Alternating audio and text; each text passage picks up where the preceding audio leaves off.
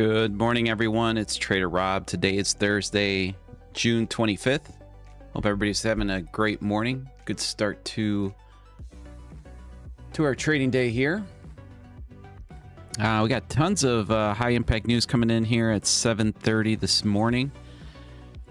It's a laundry list of impact news, including PCE, initial jobless claims, GDP, U.S. durable goods, and U.S. consumer spending all at 7:30.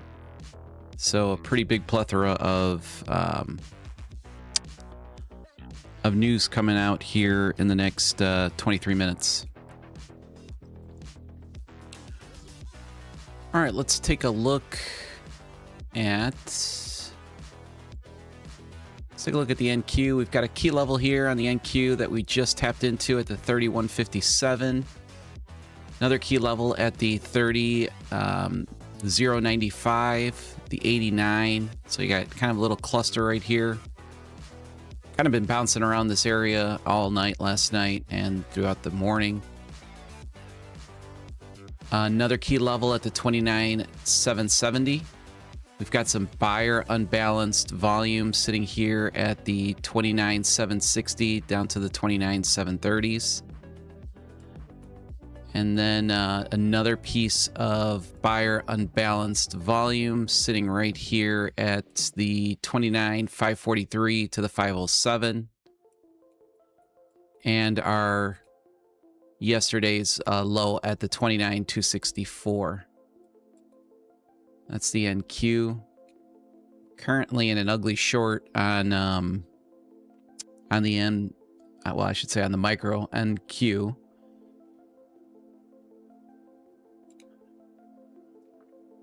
So rejection, we've had several rejections of value area high throughout the night.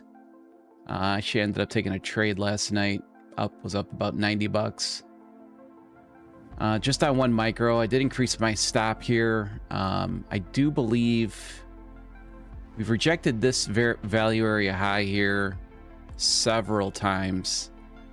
And last night we've got we had a pretty big gap from the close. I think it was right here.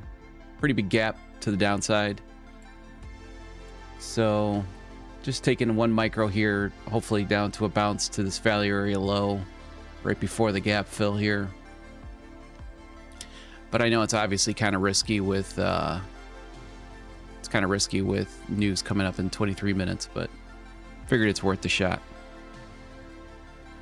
All right, on the ES. ES, we've got, I don't think we got anything. Yeah, we do. We've got a key level here at the 74.96. Two more key levels here at the 74.77 and the 74.76. Another key level here at the 74.49. And then we finally get some buyer unbalanced volume sitting at the 74.26 to the 74.03 with a key level sitting down here at the 74.04. You guys know the game plan typically on these daily bands. When you've got a key level at the bottom, you could always look for a sweep of that lower level with a nice little move to the upside. Gold's not been doing much. Really no additions to gold. We got the same seller band here at the 41.04 to the 40.88. And the next one at the 41.98 to the 41.87. So that's the NQ and ES and gold.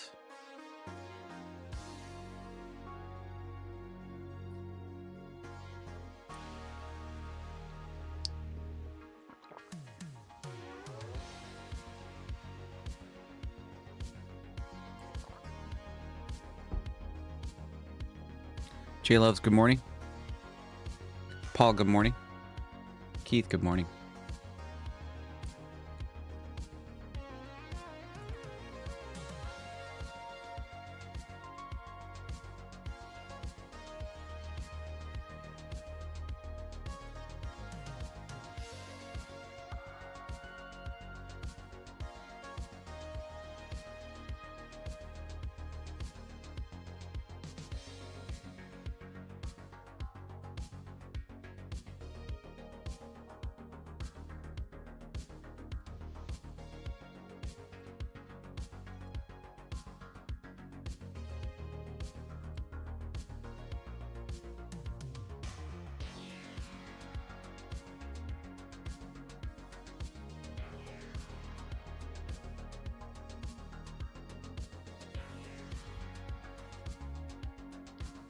English, good morning.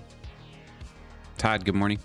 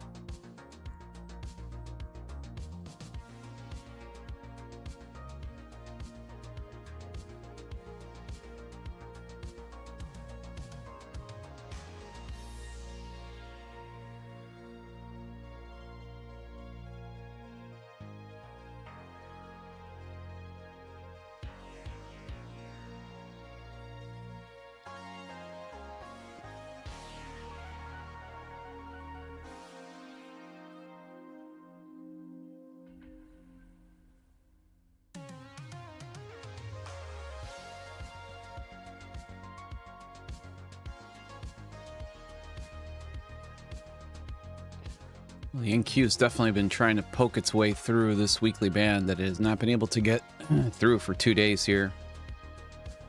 And the first weekly band that I gave you guys, what day was that? The 22nd, I believe. Let's take a look at that. No, 21st. So, 21st. We got right here.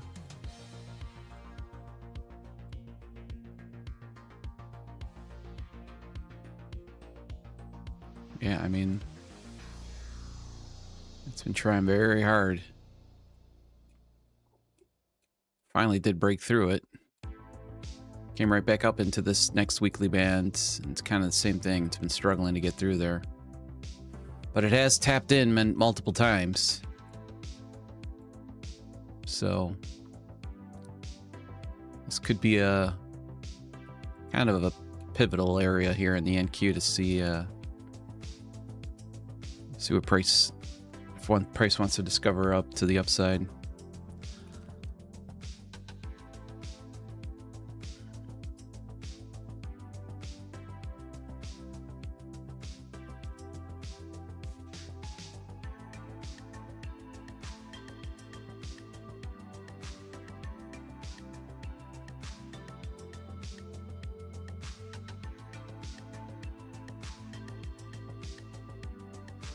Adam, good morning.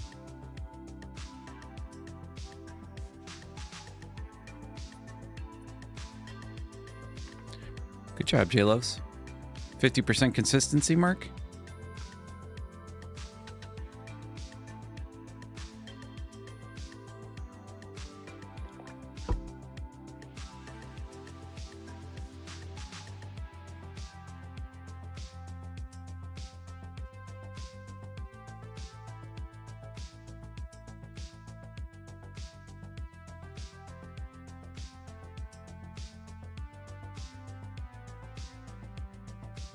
Yeah, I mean, we just keep bouncing off of this value area high. This has been multiple retests of it. So just obviously the market has a tendency of filling in these imbalances in the market right here. So kind of position myself even a little bit more conservatively up here. So we'll see. We'll see how this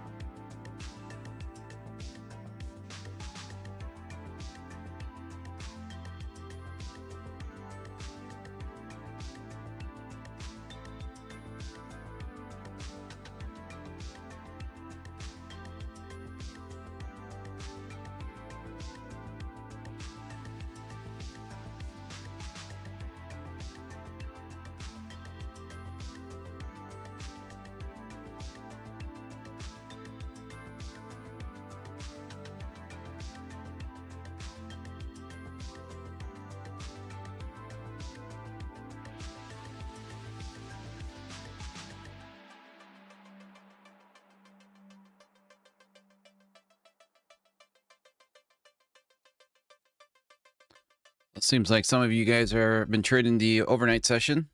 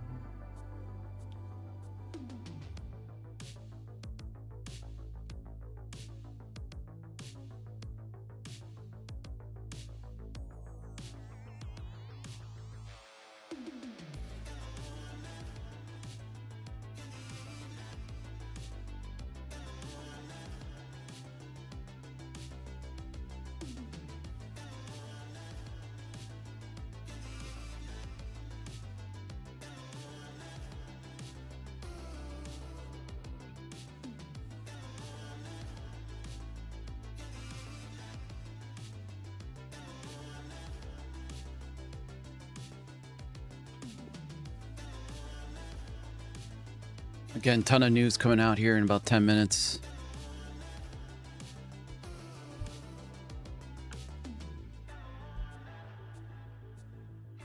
And I'm going to use the washroom really quick.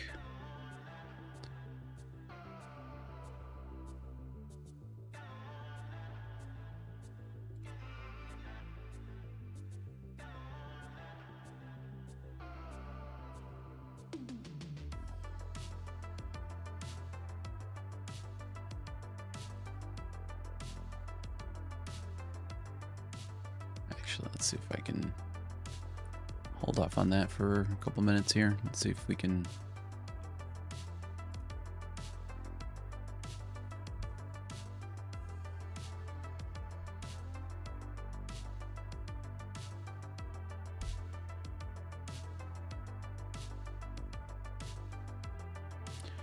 J Love is thinking about trading oil.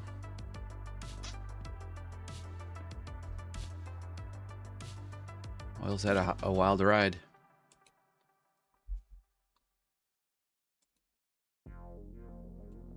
Wild ride. What are they giving up? About 50% of its value in a matter of about 3 weeks. I think we were at 120s.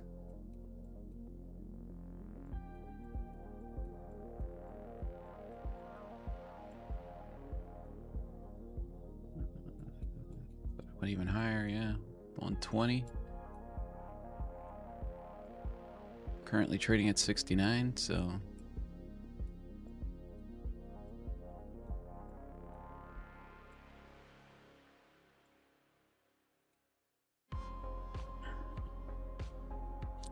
only problem is that it only take one headline for these prices to hit the 90s real fast. Real fast.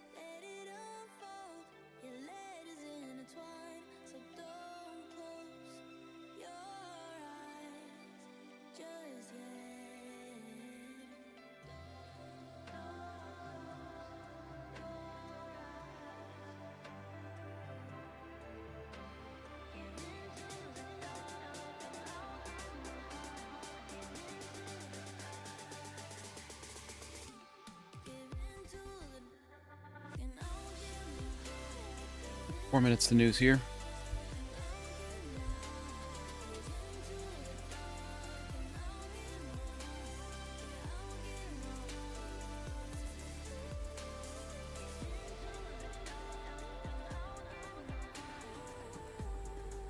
So we're either going to be really right or we're going to be really wrong here.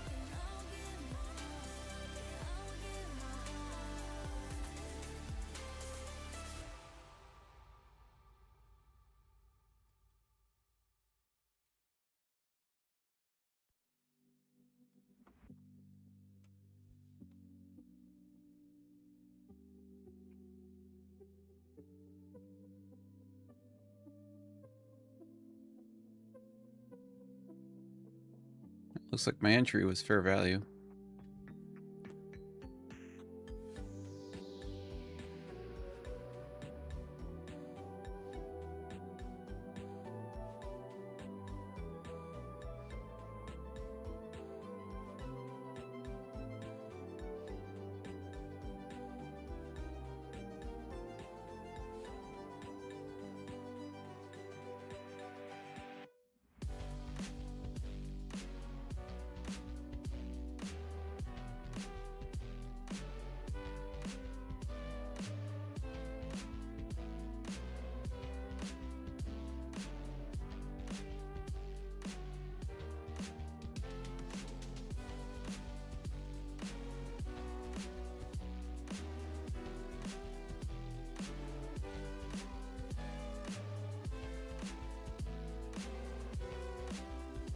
All right, 30 seconds here to news.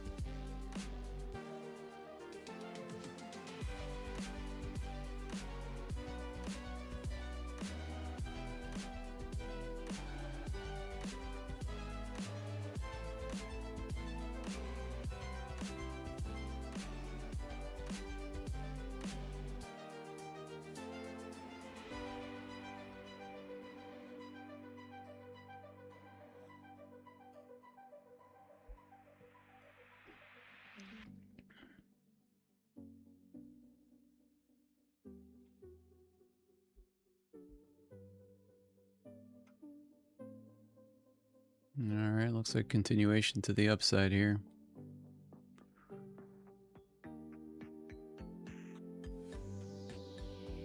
Good news on the employment side.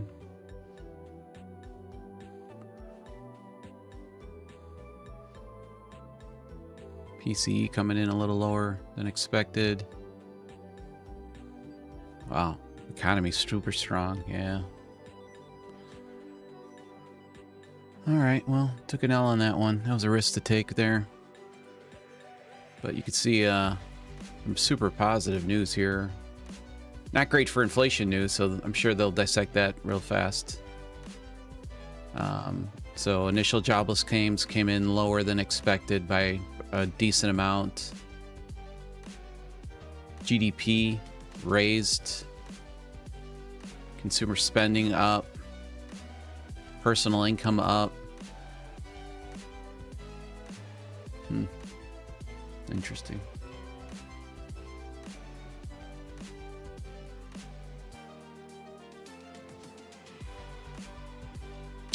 I think once they dissect the news, we should probably see a pullback. Oh, there we go. We're starting to see a pullback here. I mean, definitely positive news for the economy as a whole, but if you're looking at a big picture from inflationary standpoint and Fed rates, not the greatest news there.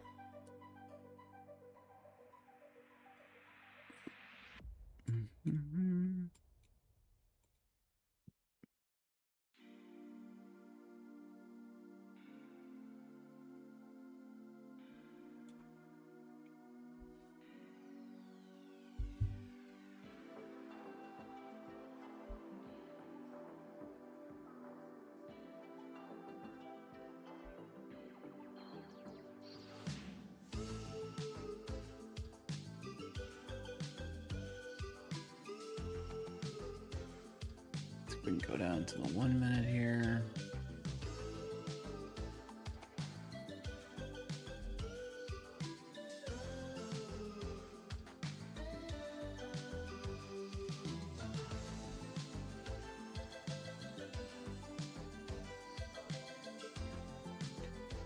I don't know why my scroll wheel doesn't scroll the chart anymore up and down like how it used to.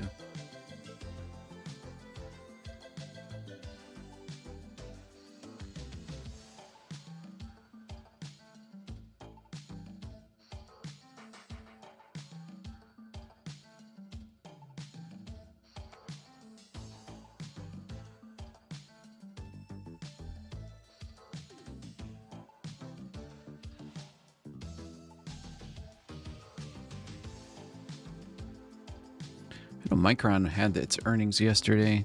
I'm assuming did those come in good.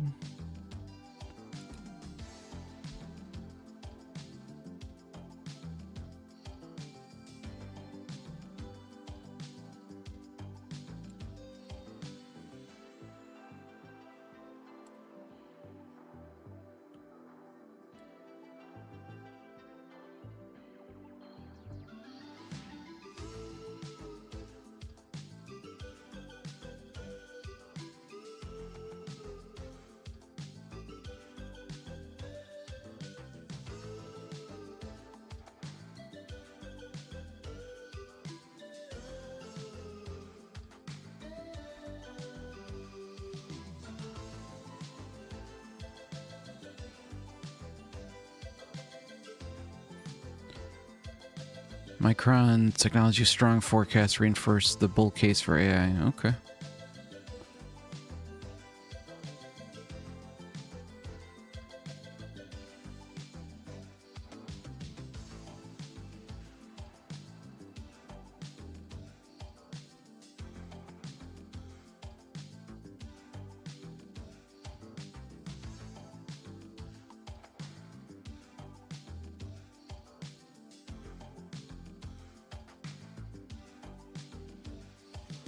All right, now I will use the bathroom.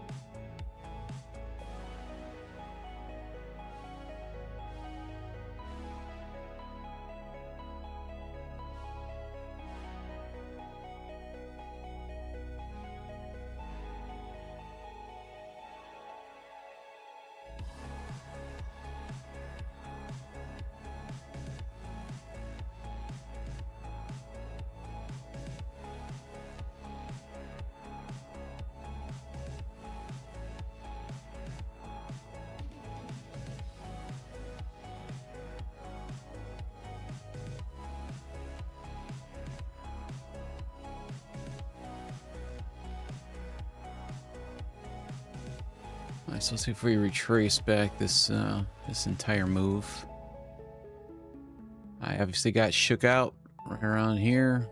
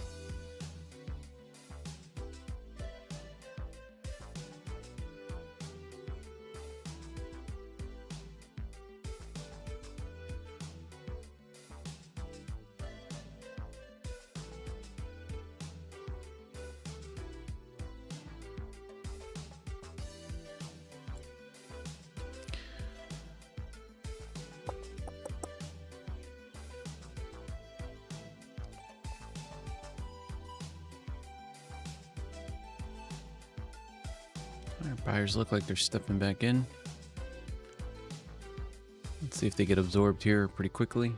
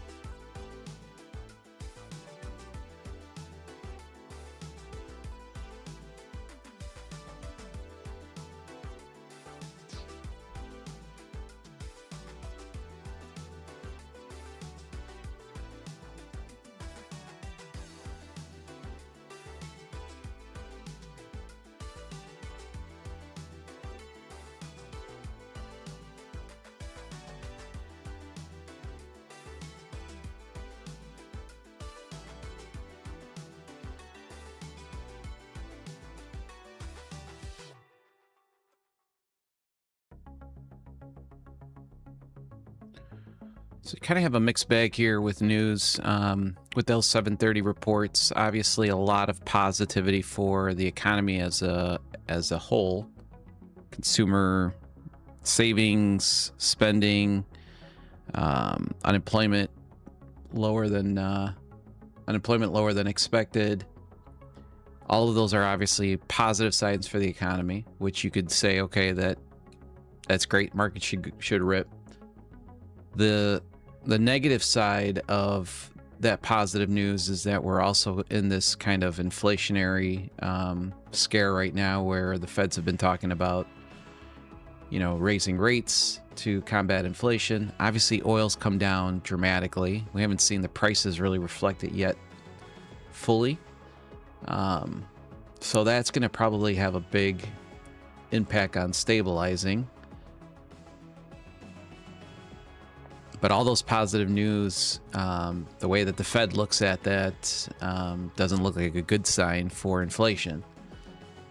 Now, again, you have kind of the balancing act of oil coming down dramatically, which has been weighing in pretty strongly on our inflationary numbers.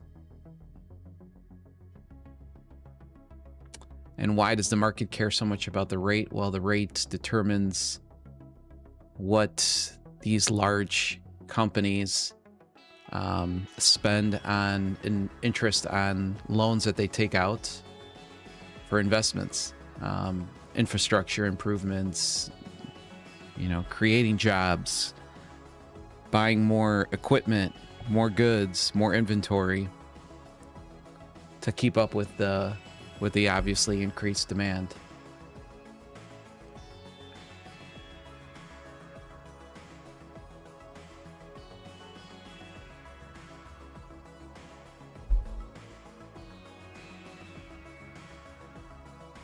Now, if we were in a low interest rate environment and we got the news that we just got, I mean, you would see the market in a complete roller coaster to the upside.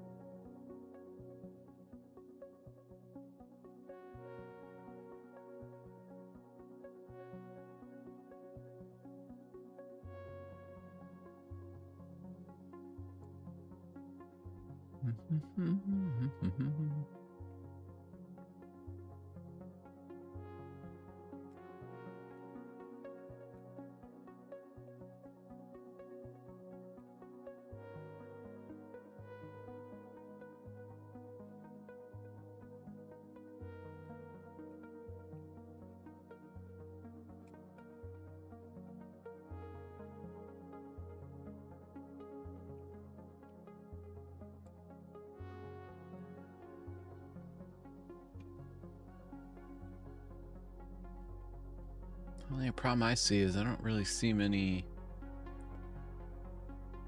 I don't see many great areas. I hate the fact that I can't squish my charts anymore with my scroll. Anybody else lose that feature after that last update? Or maybe there's a setting that I can kind of reactivate it with on Ninja? Or maybe it was never there. Maybe it's because now I've been doing it always with deep charts. But I could have swore that I could. Or maybe not. Maybe always I had to click on it to scrunch it.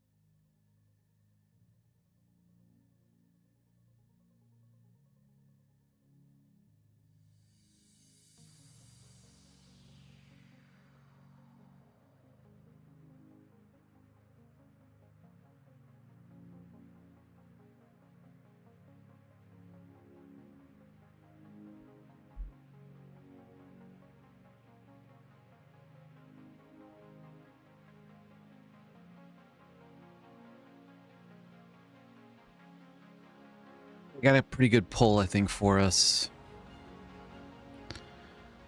Let's see here. Let's add a pull.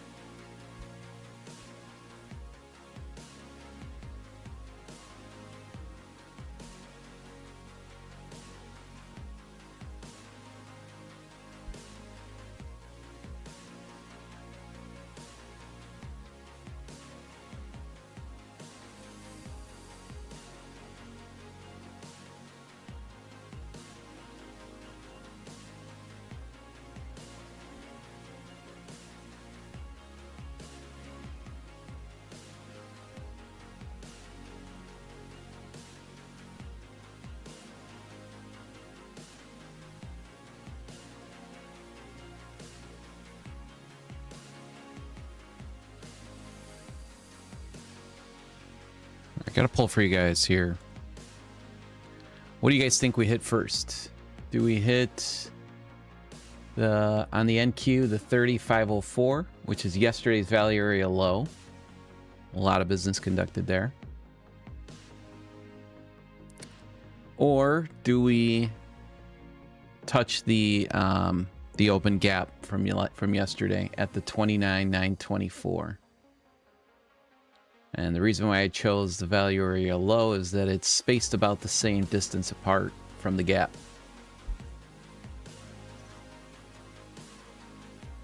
Take into account all of the news that we got this morning. Take into account Micron's earnings from yesterday. Some positivity around AI.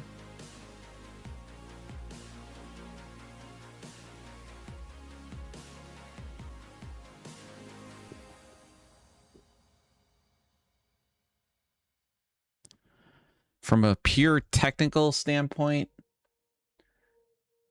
the 3504 seems more technically sound. But I don't know why I've got this stomach feeling on we do hit the gap fill prior to that. At the 29,924. Let's see if we can at least get 10 votes to make it a worthy poll. Joe, good morning. William. Steve.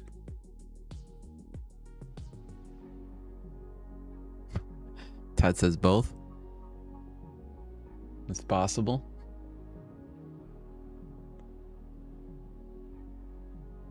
Part of that question was first.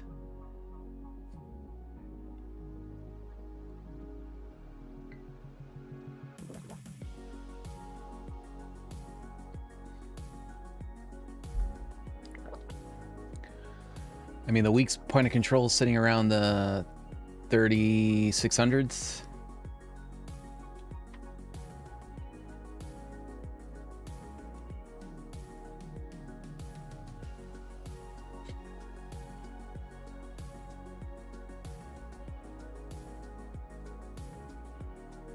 Come on, we need more than 4 votes. Where is everybody? Can't be 50-50. I do believe that it's pretty damn close to a coin flip as well. Like I said, I think the technicals are behind the 3500s. The way that I see the NQ kind of reacting, I believe it's the 29,924s first.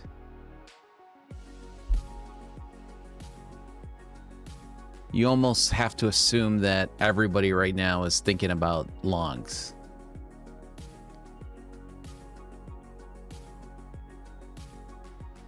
What do they always say? When the general mass is thinking longs, take the short.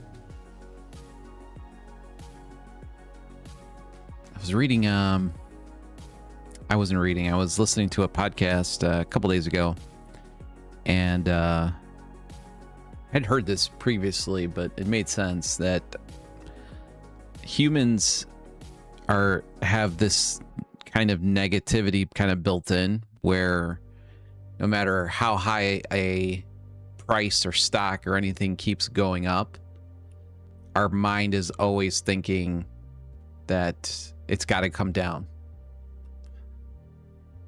Now, in investing, that would be a pretty strong losing strategy, because the market has obviously shown a shit ton of resilience, but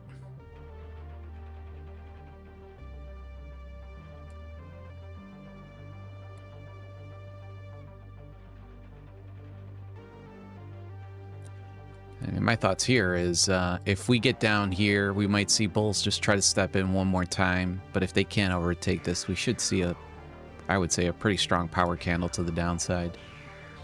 But again, they're going to probably want to hold this line here, the buyers. But if they don't have any follow through, we start seeing some absorption up here, we most likely will see a pretty nice little power candle to the downside. Now, I don't know if that's going to equate to the New York Open, but we'll see.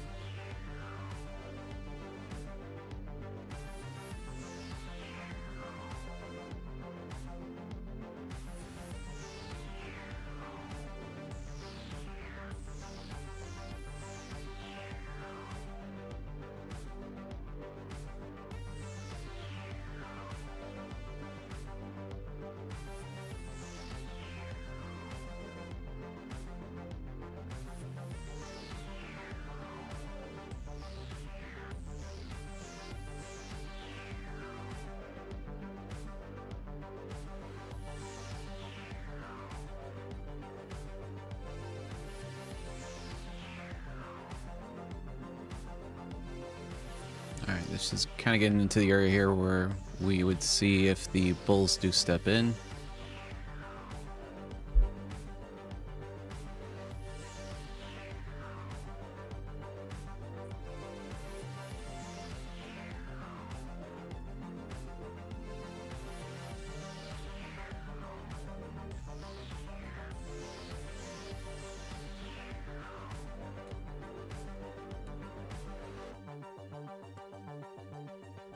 Two competing flips right here. Competing flips right here. This is all fair value for the market right now. Let's see if the bulls can step in here or not.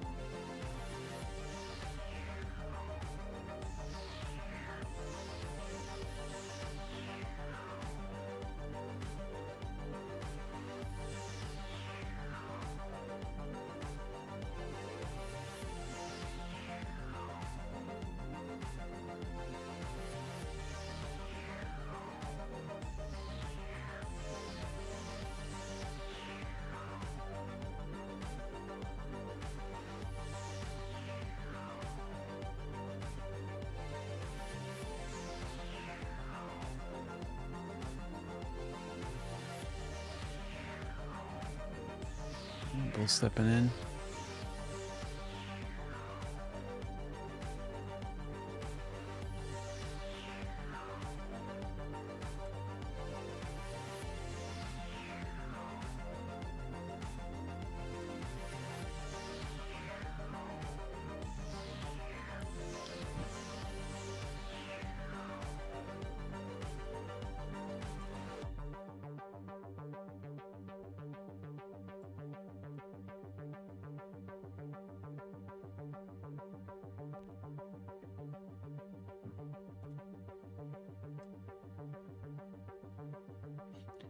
Right, so yesterday's gap seems to be the target everybody likes. I kind of like that as well.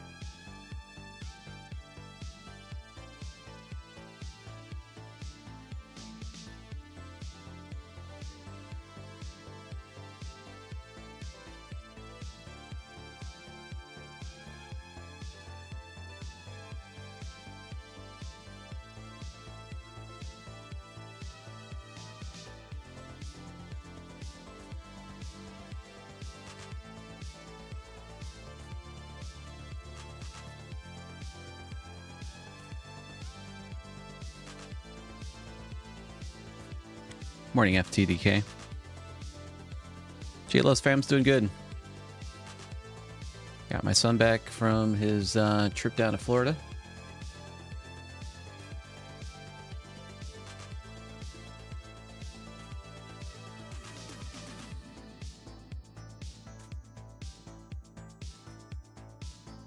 Morning, Tiger.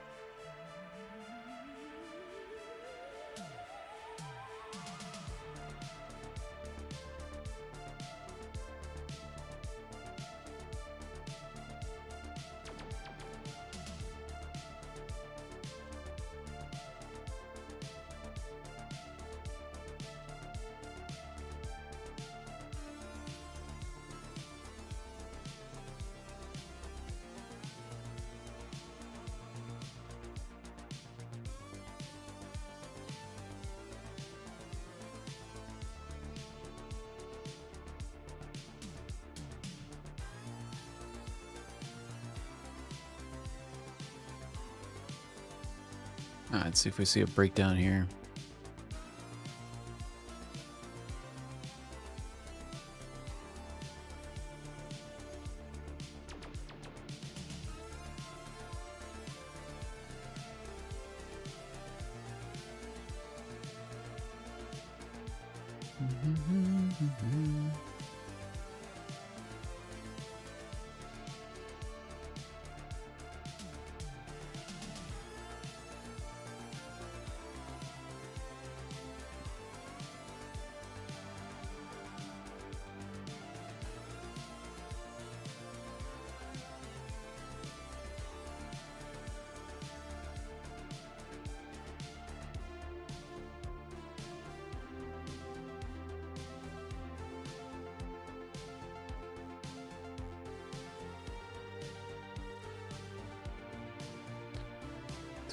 This is up to.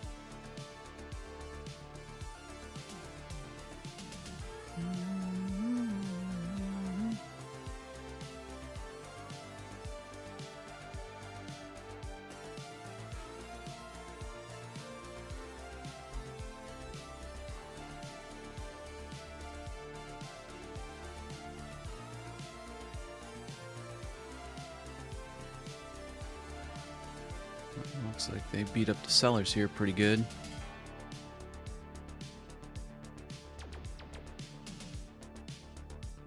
Let's see if we got a flip here. We did. Wouldn't be surprised if we don't get a market bubble there. No.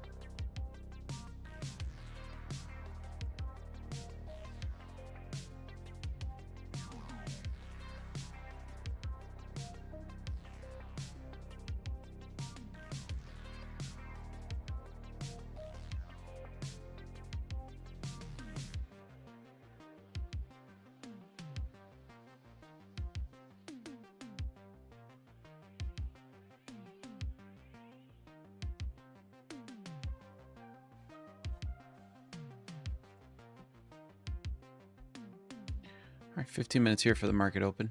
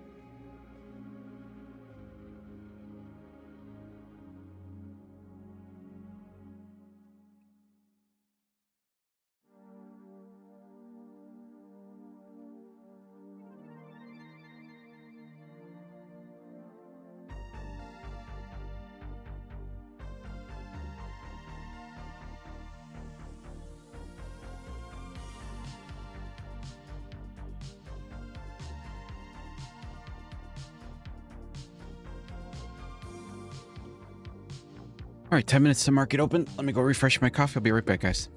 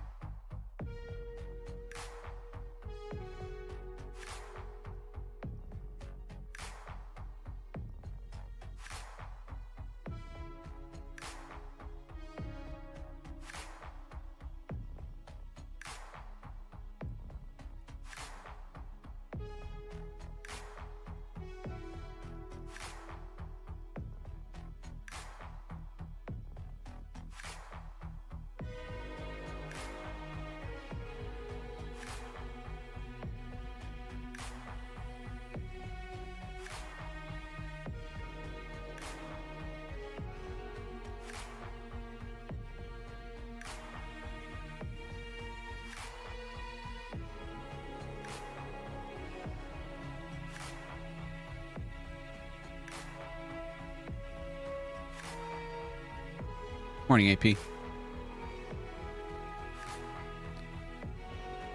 All right, 4 minutes to the market open here. Let's see what we can do here today.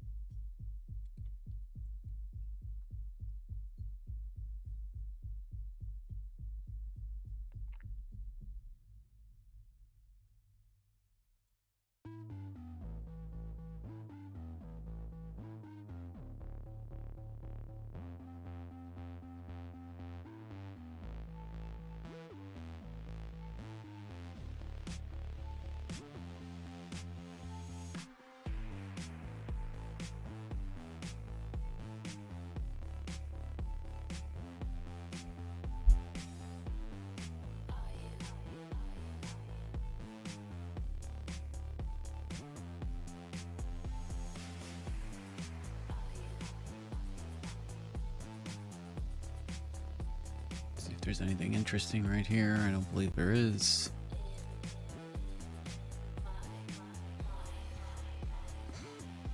Nope.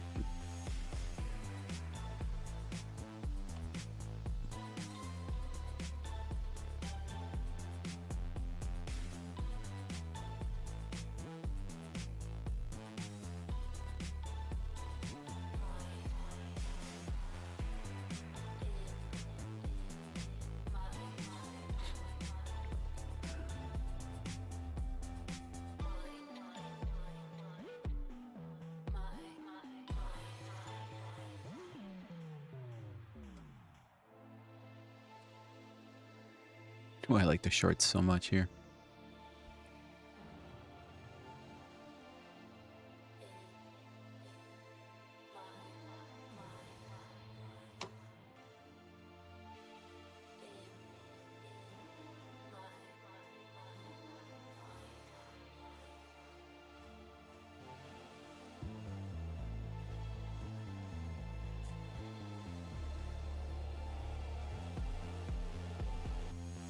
All right, so now we're kind of 50-50 on the 50-50 prediction. Gotta love the law of numbers.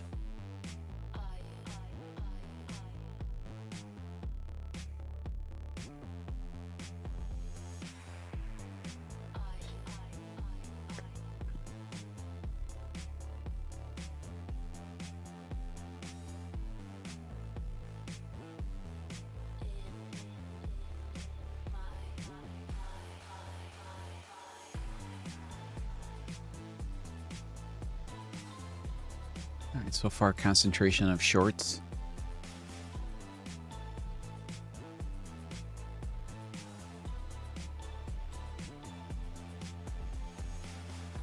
This is looking dumpy to me. If I could predict the market open, it would be to the downside.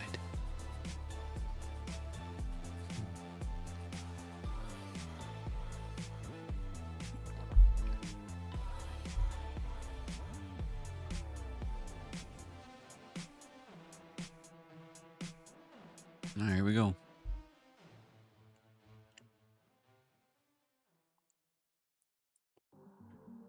Nice little ripper. Buyers getting absorbed.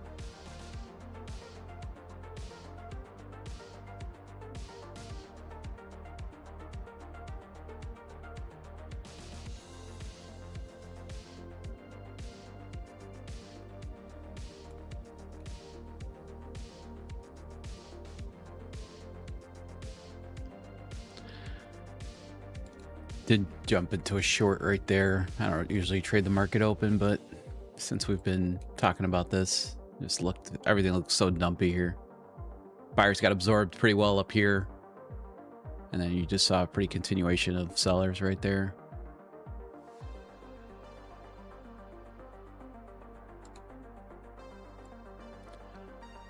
All right. So we said gap fill, which looks very doable.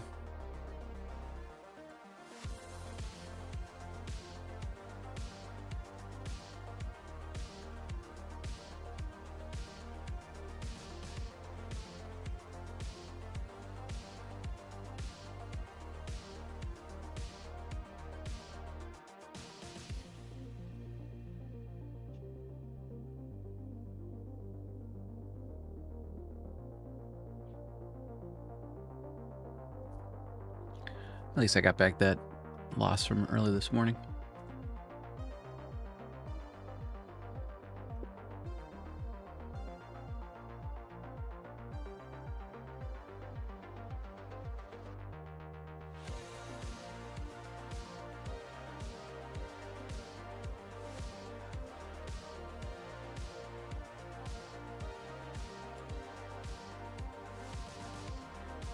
Sellers are still strong here.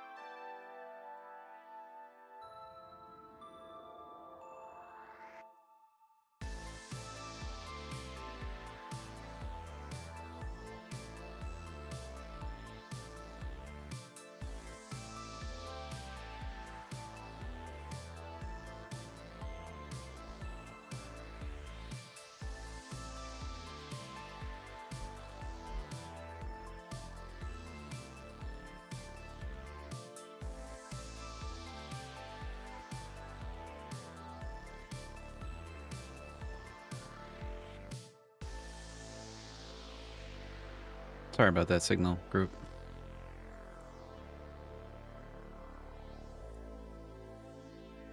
All right, I want to see if we can get a breakdown here underneath this 30.48. I'll be looking to take a short if we can break down from here.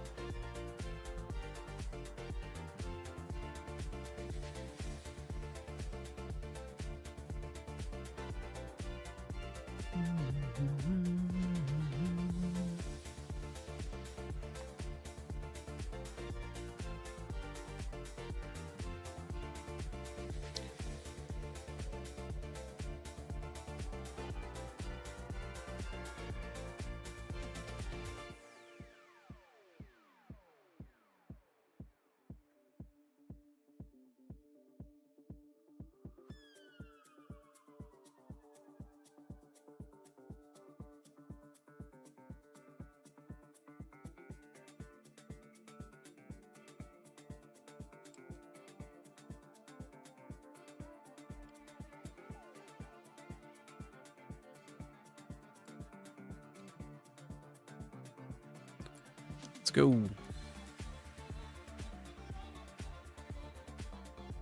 Come on, break down. There we go. All right, I'll take that right there. 17 points.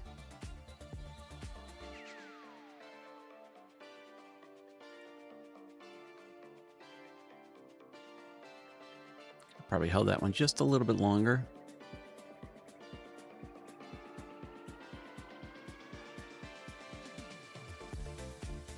If we break down now on the, so we're at the 30,000s again.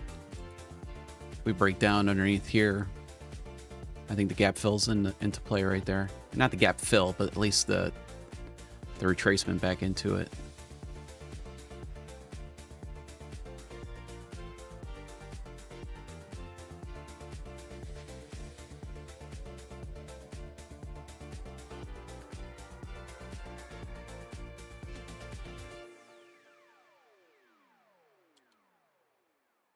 Took 340 on all accounts.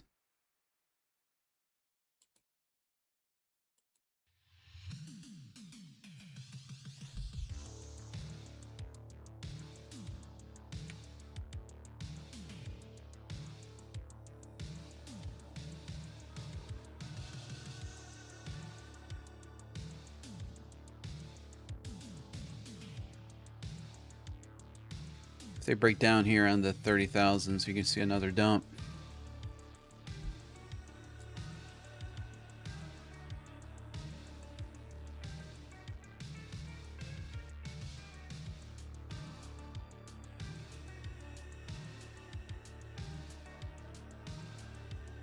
After 30,000s, it should get pretty quick down to that 29,924 area.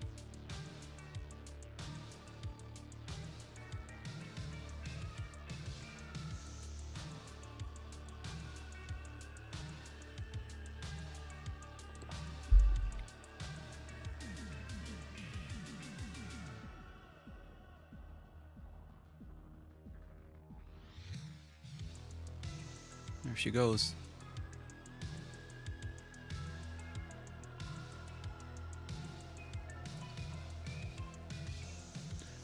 Almost there. There's the gap fill. Let's see. Not the fill. I keep saying gap fill. It's not the fill. And I think we should actually rip through this gap.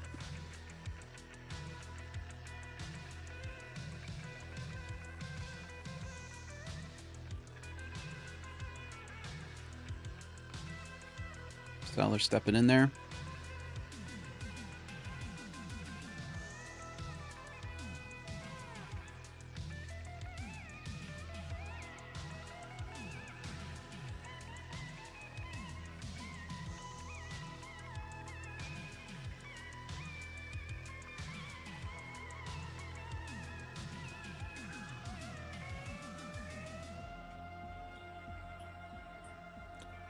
All right, so we won on that one.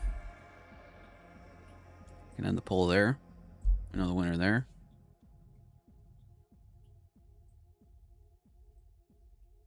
Now we might retrace here just a little bit, but we should fill this gap in very, very quickly. I don't think there's much here holding it down.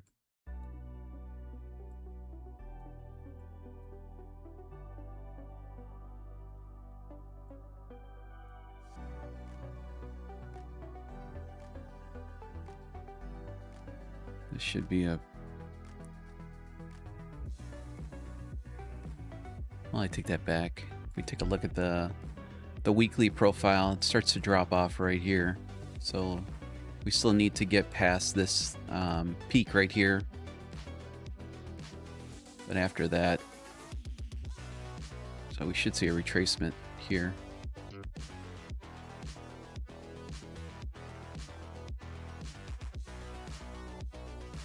This next part should be violent.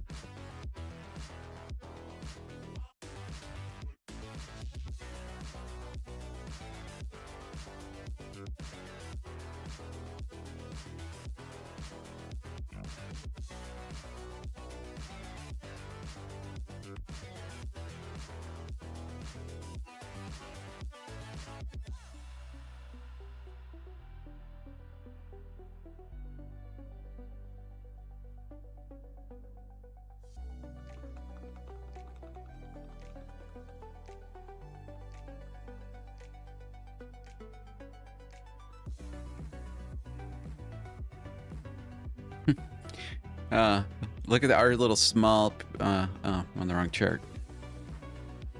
And they filled it right there.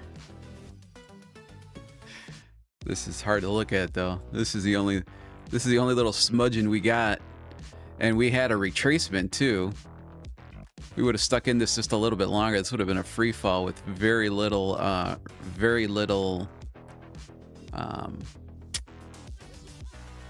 pullbacks, if any.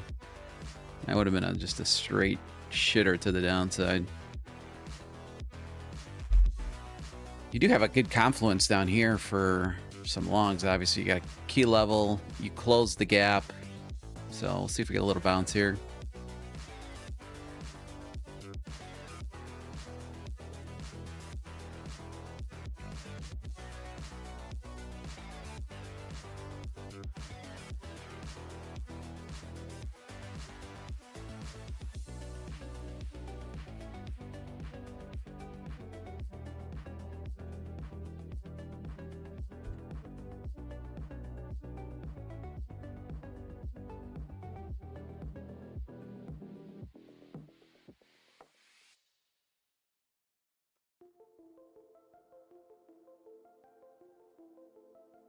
Yeah.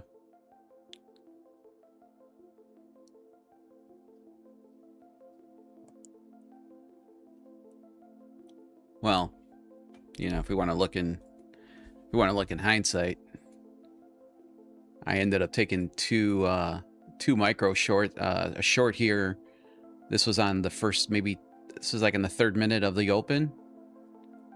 No, actually, this is the 1st minute of the open. Took this short right here. And can you imagine? That would have been a ripper. But happy with what we got. Ooh. Continuation here now for the shorts. What else do they got? Are we going into... Blasted. No, let's look at the weekly. All right, so that's the area that we've got to be. Oh no, that's the ES. My bad. Let's take a look at the NQ weekly. Oh, we just smoked that one.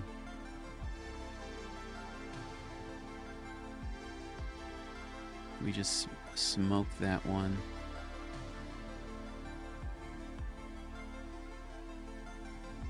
Got a lot of room here now.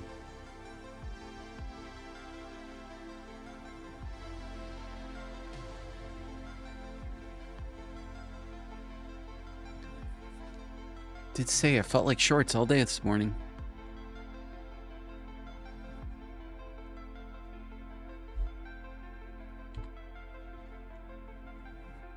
Good job, Todd.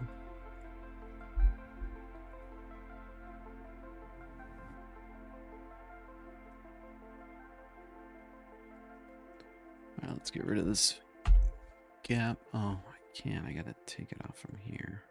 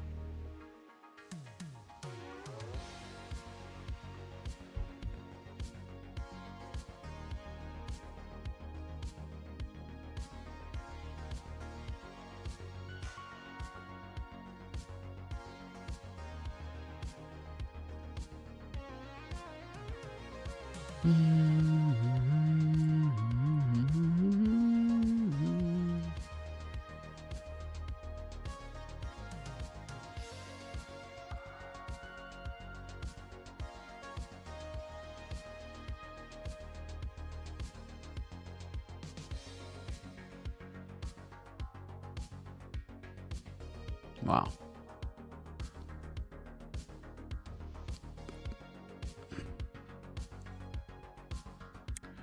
So I say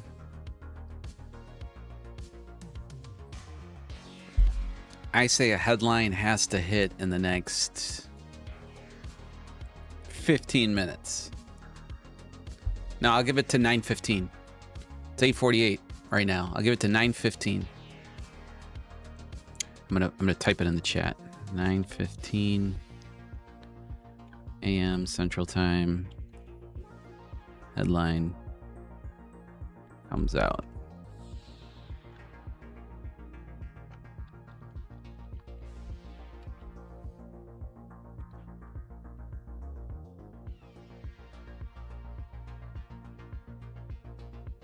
Morning, Bob.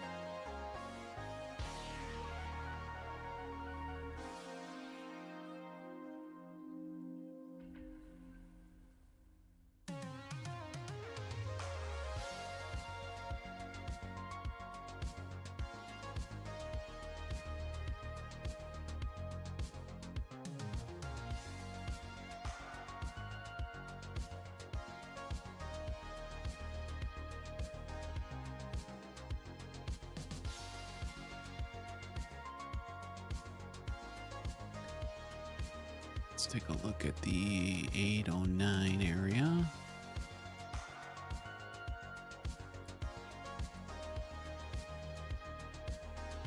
Get rid of this guy.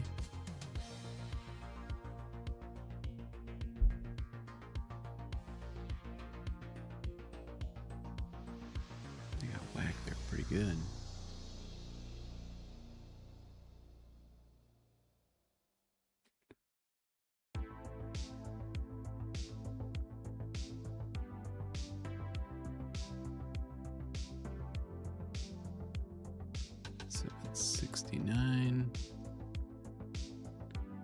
Right there, okay. So let's put put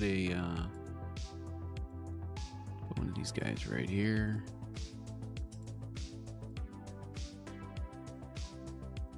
You know what? We'll keep them gold.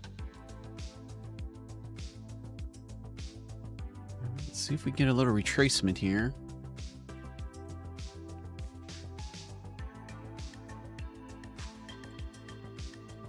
I don't think we're gonna see it. Holy shit.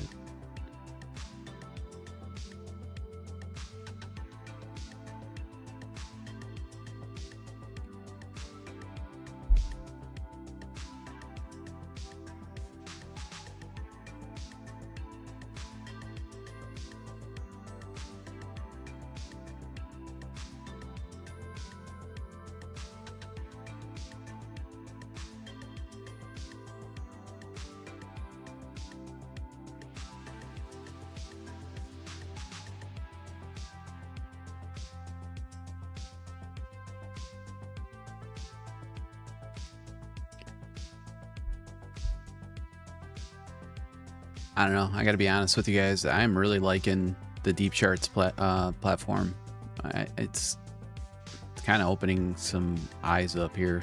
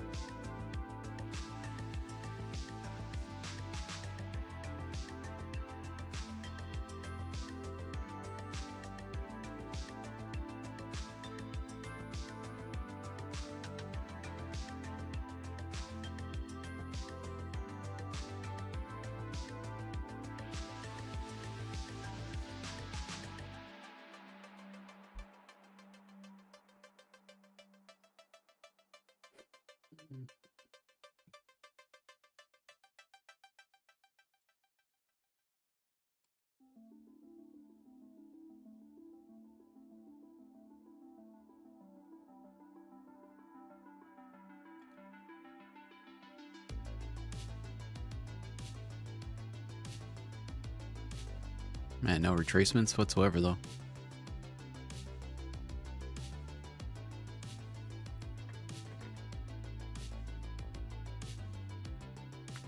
Important chump sauce. You cannot take you cannot trade trade of 8 with deep charts. No, you'd have to be on a rhythmic or CQG connection. Fuck, man, this thing is.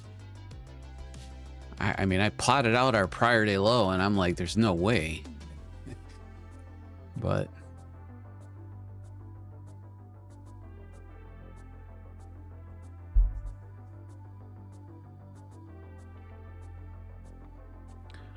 how many micros did you use to take that trade? I'm trading only on E-minis right now. So anything you see on NinjaTrader, my cash account, all my fundeds are all on E-minis. There's no more cross trading to the micros. Now, when I switch over here to the deep charts, here I'm only trading micros right now. And on this account, on this one, I'm just trading that funded, forgot the name of it, Blue Sky, that we got yesterday. We passed that one yesterday. So I'll see if I can build up the buffer, and then we can move into a little bit either higher micros or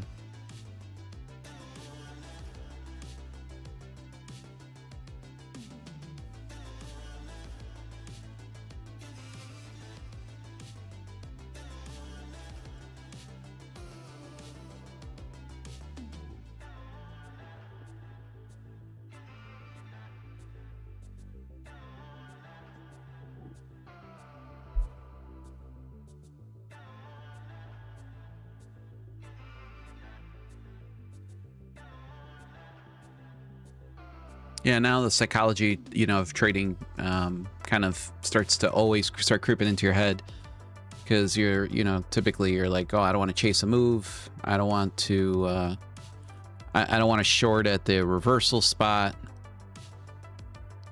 So that's the psychology part of right now. At least that's what's going through my head. I don't know about you guys, but like I have a hard time now shorting from here unless I can get a retracement. We break down here, and yeah, we continue to see a dump, and probably obviously take out the liquidity sitting at the prior day low.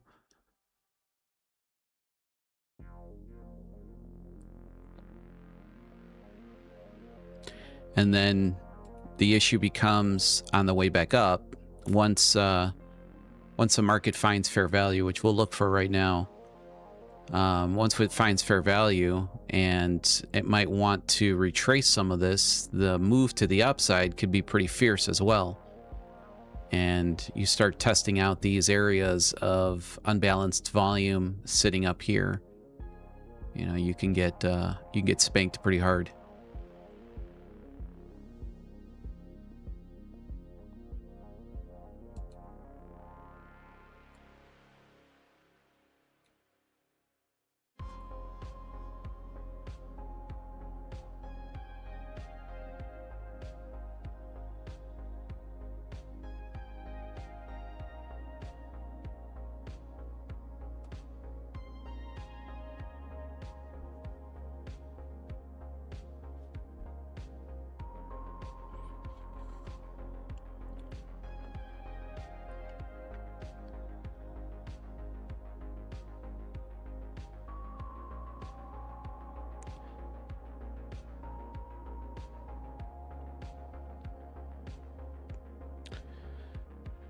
So I would say, as of right now, I think the cheapest way that I can figure out to get the deep charts platform is kind of the route that I went, that Tiger Trades led me on to, which was just picking up an eval with Blue Sky for $39.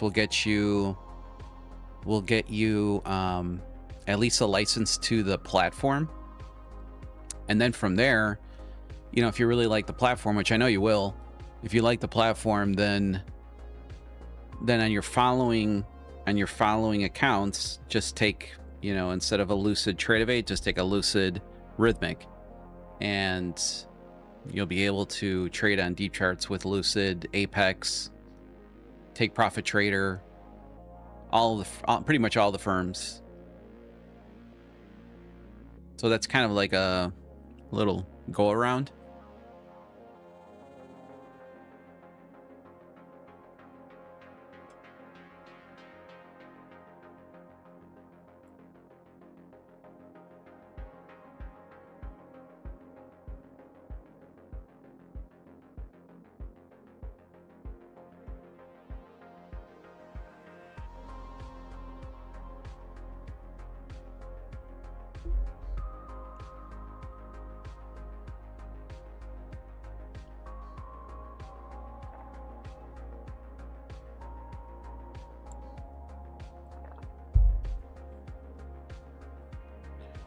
Morning, Key. Can't help you with that one, Key. I'm not using Rhythmic currently on any of my connections, just Trade.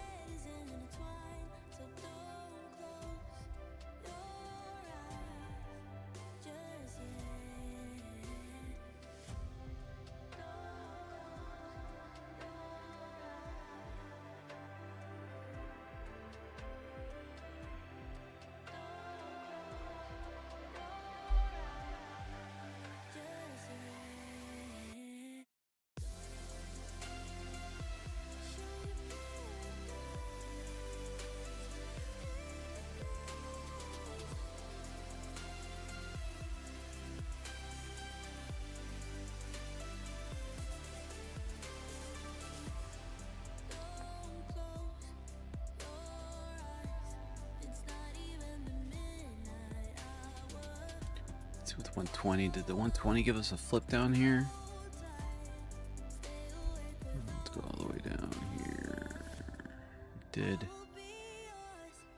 give us a flip right here, huh? Alright, we kind of have to be cautious of that. With kind of like what I was just talking about.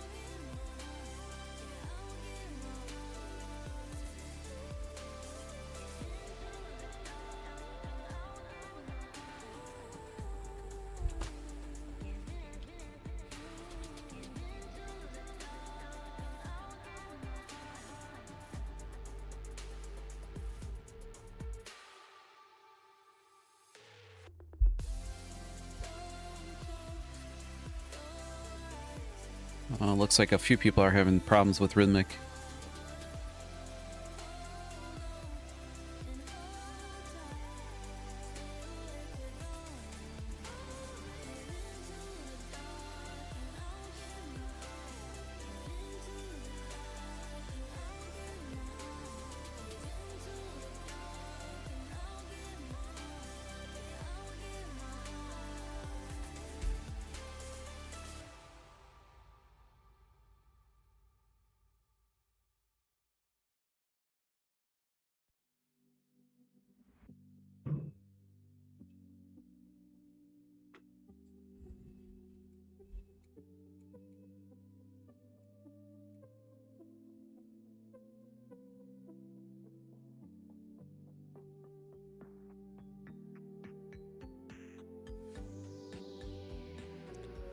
Buyers are actually eating up this pretty good. Let's see. Let's switch here over. See if I can expand this just a little bit.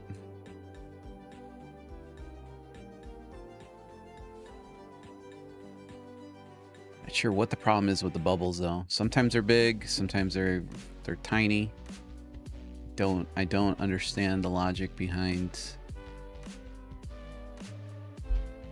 the bubbles yet.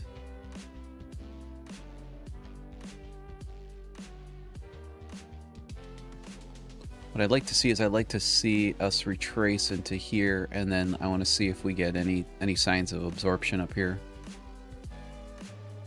And then honestly, I think just let it run to yesterday's low, if possible. That's at least the trade plan right now.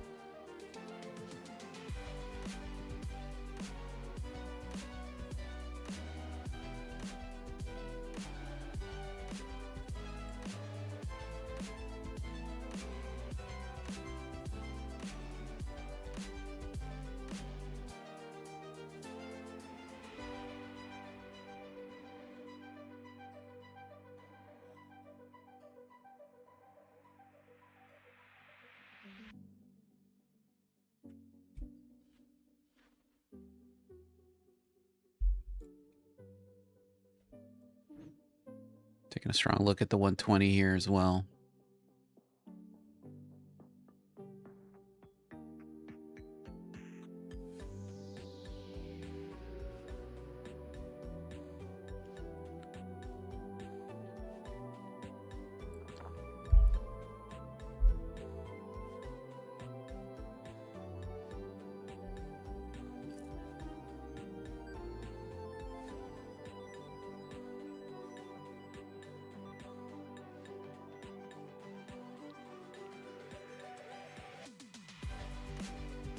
Sorry, Key. Sorry, AP, that you guys are having some issues there.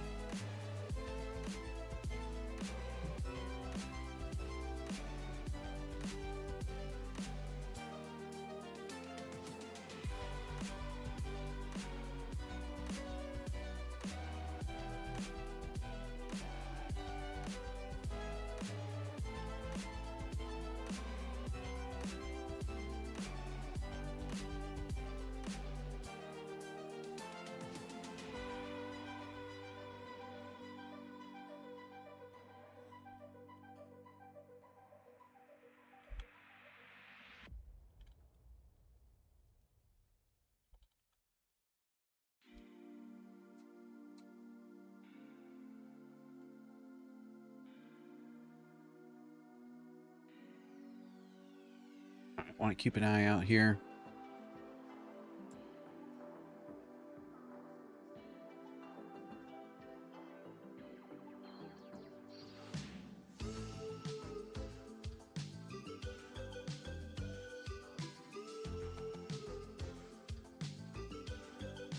They overtook the flip here. I don't have footprint charts yet on deep charts, so I'll be working on that probably over the weekend.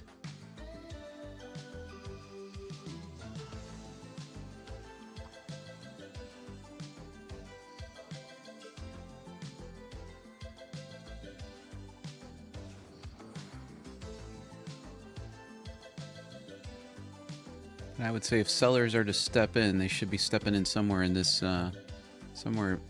region right here.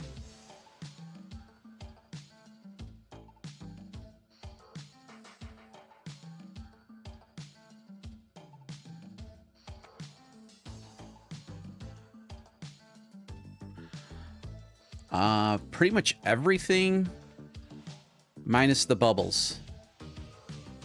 Which I know the bubbles is something that a lot of people really like. Yeah, this is strong. All right, let's see if they absorb here. See if sellers step in. This would be the area. If not, the buyers have got some pretty good control here. And this is exactly what we were just talking about, right? That V shape that, you know, you start plotting these things out and you kind of get your face ripped off.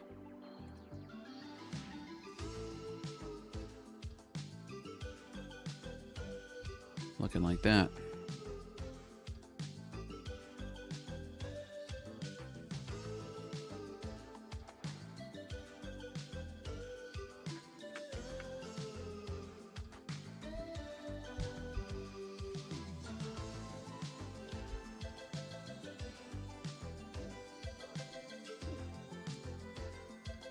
All right, there was another flip. Let's see if they overtake the buyers here again, or the sellers, I should say.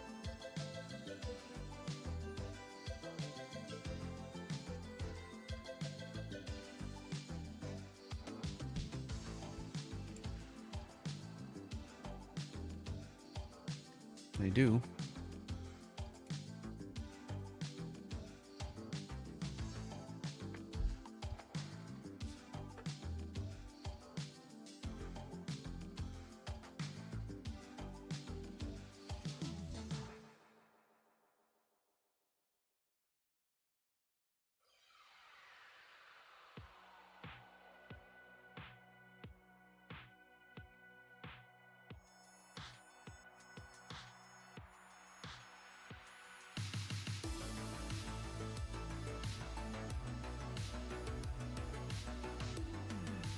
I want to see sellers get aggressive here if they're going to.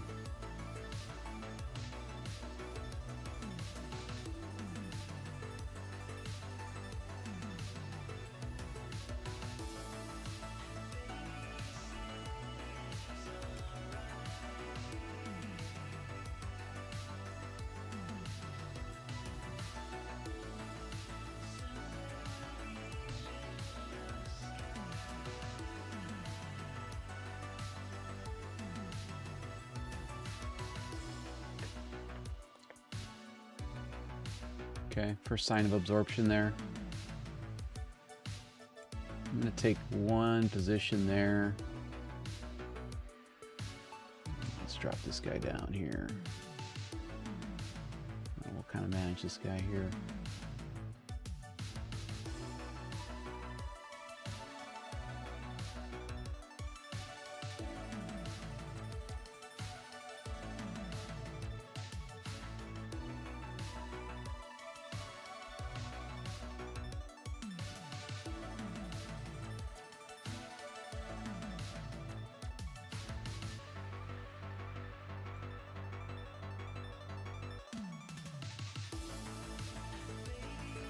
Come on.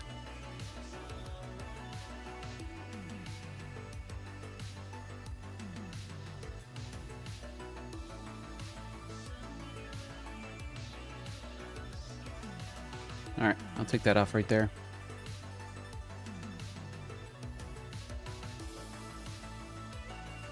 Nice little move there. 300 bucks. That's exactly what we were saying, right? We just wait for it to get into the area we're interested in. Once I see some absorption, let's take a short. And that's exactly what we got. We got it right here. And if you go on to your footprint, you did finally, because we've had many flips that have been that the buyers overtook. This was the first flip that we actually got a continuation to the downside.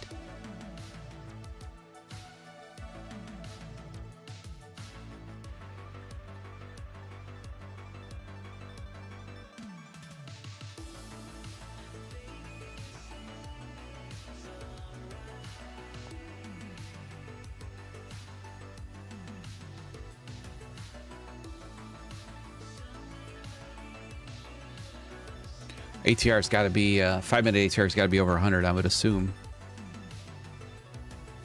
Well, yeah, ATR on the 1 minute 71. Holy shit. So now here's another area to be, you know, super cautious with. If we break down from here, that's your next leg to the downside.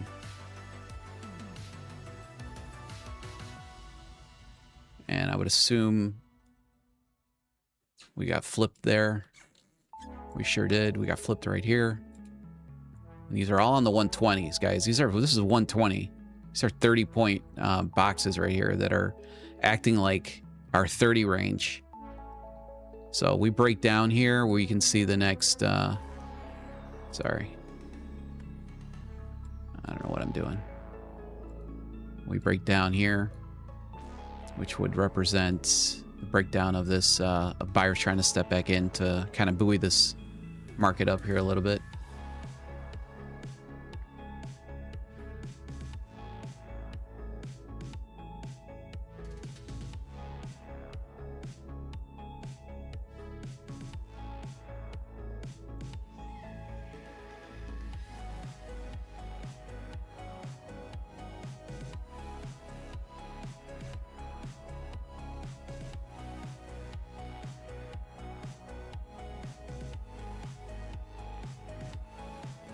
I'm telling you, the 120 range is acting like a 30 range right now.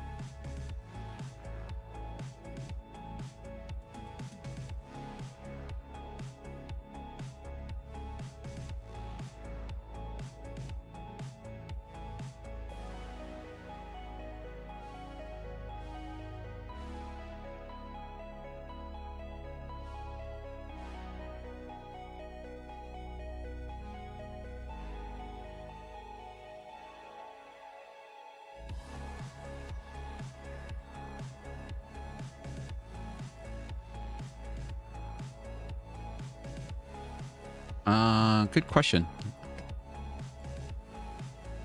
It's set to ticks.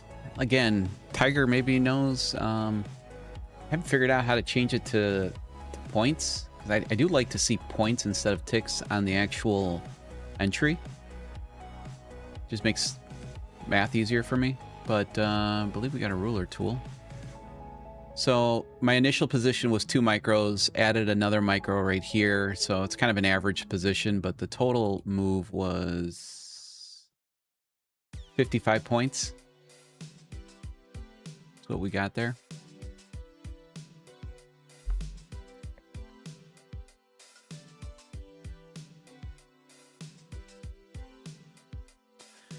Yeah, isn't that kind of dumb?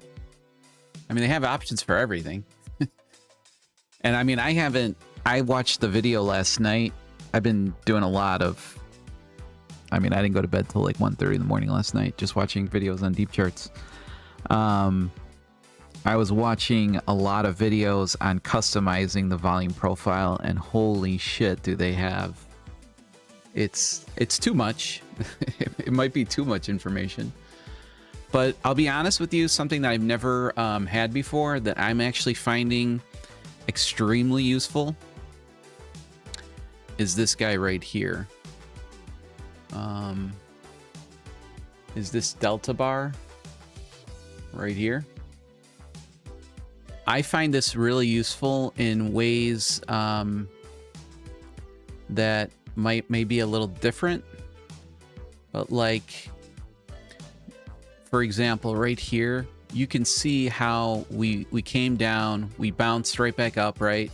You can see how buyers were coming in strong right there, right? They got absorbed. You could kind of easy to spot just with the bubbles, the deep trades. But if you look at the delta right here, you had a lot of buying pressure right there. And the first time that they tried to buy a lot in this area, the sellers just destroyed them. And that was pretty much where we took our second trade from, which was a nice, that was where my line was at on NinjaTrader. Where this is where our box was at. And I said, if we get a candle that absorbs buyers, let's take a short. And that's exactly what we got. We got it here. Showed it to you guys on the footprint. So multiple confluences here on why a decent short right there. And I've never used this before, so this is like kind of like a toy for me right now. This whole bar over here, I've never used that way. You know, I've always used this horizontally, not vertically. It's much more helpful in my opinion, vertically, because you can actually see the price level.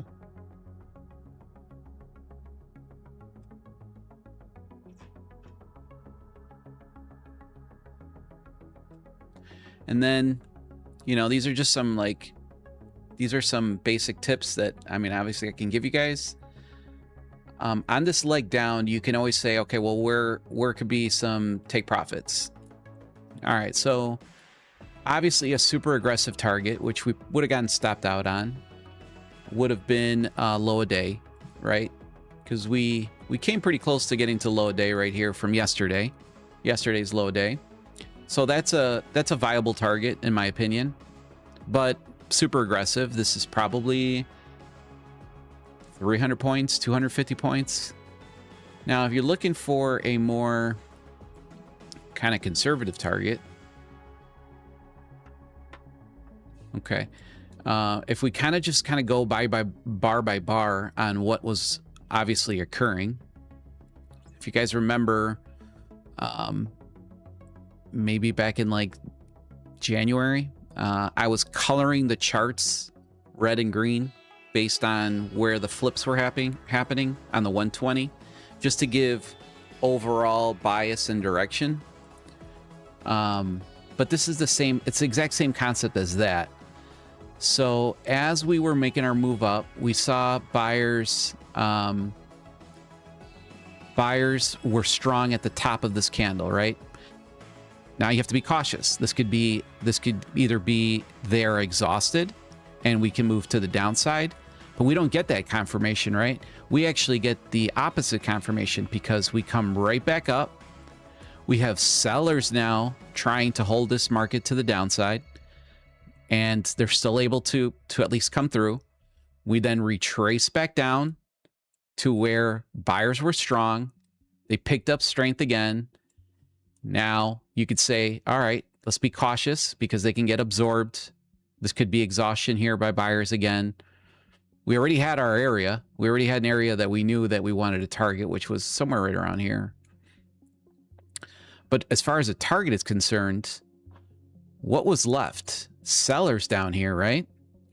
This is the only virgin seller that's on the chart that got absorbed. So it's very simple. You look at your footprint chart, you look at everything, you're going to have unbalanced volume right here. And you know that sellers were coming in strong, buyers absorbed them, we flipped them, whatever you want to call it. And when we come back on this leg, that's what we take out. It's the only naked area, because this is what I teach in my masterclass. I'm big on the wicks. I look at the wicks on, you could see it on the footprint chart, but the only way to see it really on the footprint chart is mapping out the 120 and the 160, and then coming down to like the 30. The 30 will show you the wicks. And that's when you guys see me looking at unbalanced volume areas and I'm like, oh, I don't like it. Well, that's because even though the 120 might show me an impulsive move like the 15 does, like the 15-minute does, but then when you start getting into the 5-minute or the 1-minute chart, you see that there's so many wicks coming into that area before the move happened. Well, what are those wicks representing? The wicks are representing, and how I view the market, as it tapping back into that pool of liquidity, that pool of unbalanced volume to fuel the move. Now, when they make a move with no wicks, kind of like what I'm showing, sorry, I'm showing you guys something on the chart that's not, I'm showing it to you on NinjaTrader. But these wicks balance out, they balance out, they balance out. What's really unbalanced is really sitting like right here. And then you can get even a little bit more granular with this pump right there. So when I come up with my targets on unbalanced volume, that's what I'm really looking at. I'll go back onto this chart here so that you can kind of so I can explain what I was trying to say with the so to find these wicks using your footprint or the range, whatever you want to use, if you go to the 120, it's going to be like your 15-minute range. Okay, your candles are going to look impulsive always on the 15-minute. If it's a down candle, they're always going to look relatively impulsive. Okay, so will the 120. The 120 comes here, the 120 comes here, that's impulsive. But if the 120 is like this and the next 120 is like that, I already know that this candle would probably look something like that, because there was a wick there. And when the market needs to do this to make its move, all it's doing is tapping into the unbalanced volume that I always talk about on this channel. And for TPs, it's the same thing in reverse. It's just reverse engineer what you're looking at for an entry. I reverse engineer it for a TP. Now on the NQ, it's a little bit, you know, unless I map them out earlier, you know, when I feel super confident when I map already an area of unbalanced volume while I'm getting into a trade. So that's great. But if I get into a trade, you know, I see some unbalanced volume, we see an absorption, I don't have anything mapped out, that's when I'm really more looking at my ATR, my risk to reward, because that's extremely important to me. That's a data point that I'm working on extremely hard.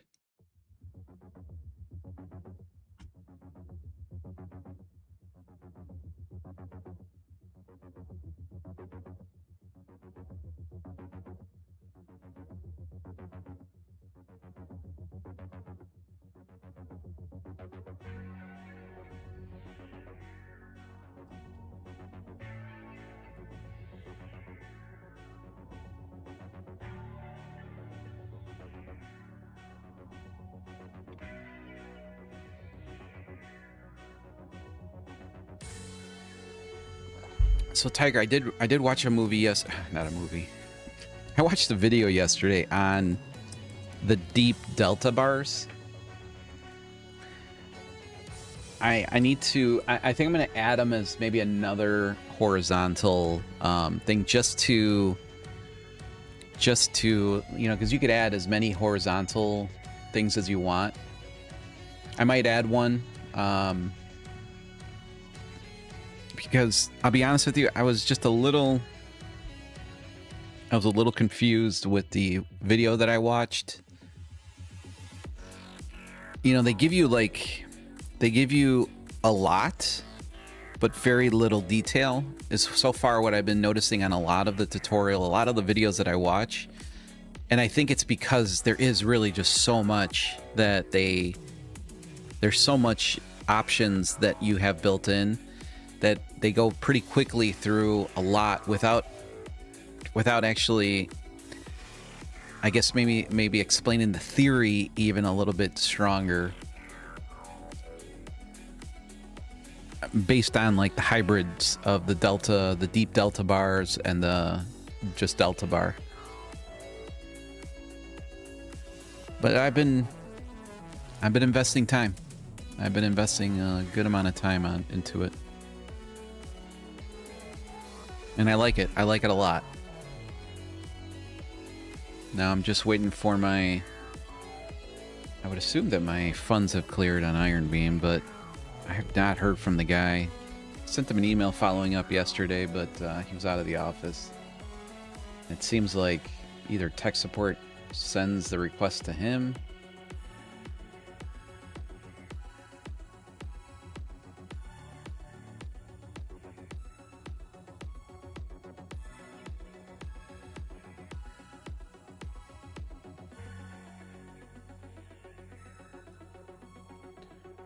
yeah, so at least now in Iron Beam, at least my funds are cleared. So my total cash funds now have completely cleared. So it's 5649. And again, this is what I plan on attaching to deep charts, which is the balanced position that I've always started on all my NinjaTrader live accounts.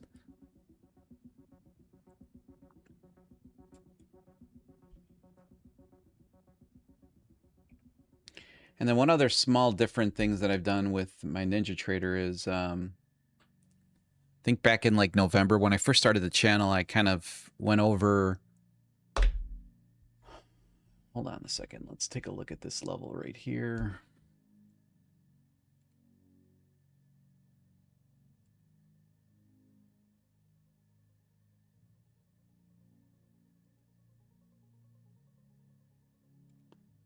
Let's see how that moves.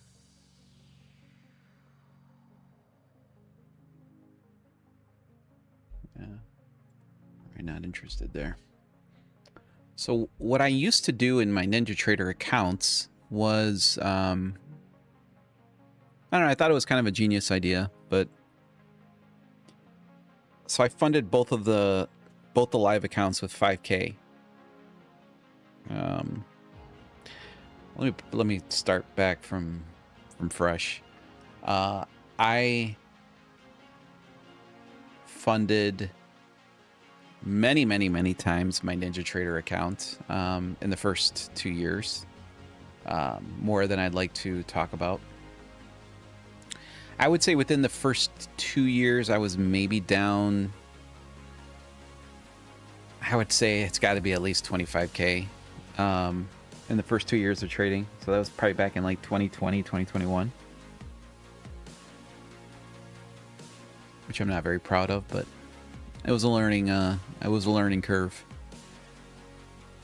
And then when I started becoming slightly profitable in the beginning of my mechanical strategies, and then started to see more success with the 15-minute Rob reversal, started to see my cash accounts actually start growing, which was nice. And I was in the micro stages. Those were micros. And then I started trading just my levels. I think that was about the time where, no, I didn't graduate into the minis until I discovered the footprint flip. Because I always felt like to trade with that kind of position size, I needed some kind of trigger. And to me, that was the best trigger that I could find.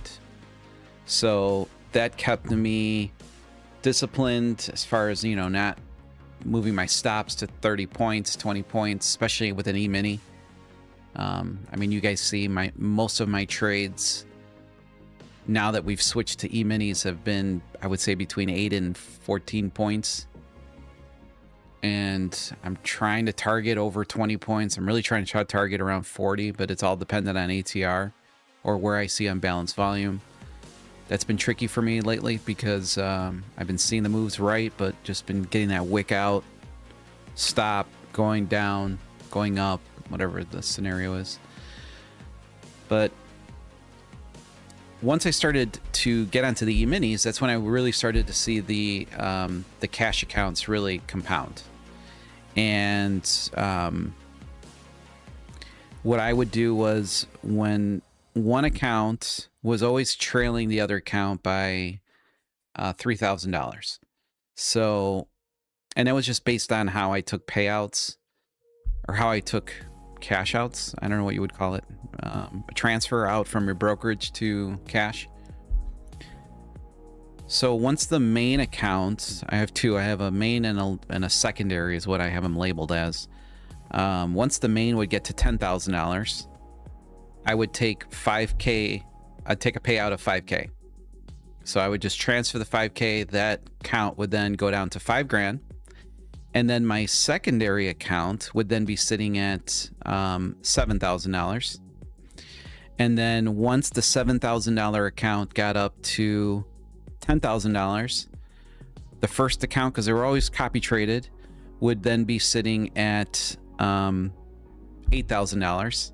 And it was just a constant, like, and then I would take the 5K out of the second, bring that back down to 5. The one on the top would be at 8. And as long as the profit continued, you know, it seemed like a really nice, and it was actually, it was really nice. Then I started the live stream.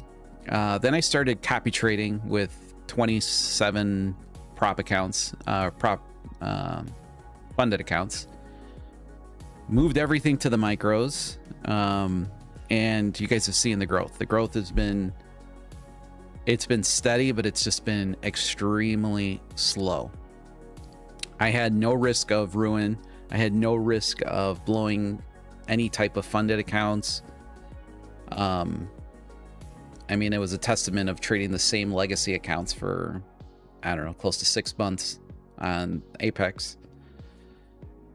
And then I said, okay, well, if I really want to start graduating to really start taking some $15,000, $20,000 payouts from the prop firms, and if I want to grow my cash accounts instead of growing them to 1,000, instead of growing them to 5K, then I was only growing them by like 1,500 because I went from an E-mini down to like 2 or 3 micros. So that's a 70% reduction in production as well. If you have bad months, it's fantastic. But if you have good months, it's, you know, it's steady growth, I guess is the best way to say it. So what ended up happening was the accounts just started to kind of compound, and I really never started taking any payouts. I didn't take out any payouts for my live accounts. Had a few months of, you know, maybe $1,000 up, because collectively for the month I might be up 10 grand. But again, that's a sample size of all my accounts. So for me to really start to see the growth, I then graduated back up to the minis. Now there's some downfalls to that, meaning that in general, you see me when I'm trading here on my Ninja side, which has got my leader account now is my cash account, and it's on the it's an E-mini. You see how tight my stops typically are. Okay, they're 15 points, 8 points. I'm going to break even. And you could say, Rob, you might be trading your position to a certain extent, yes, but I still see an edge there on these flips. Now, granted, I haven't caught a 40-point flip in what seems to me like in a while. And I need a few of those. I need a few of those to really bring up the R multiplier on the risk to reward.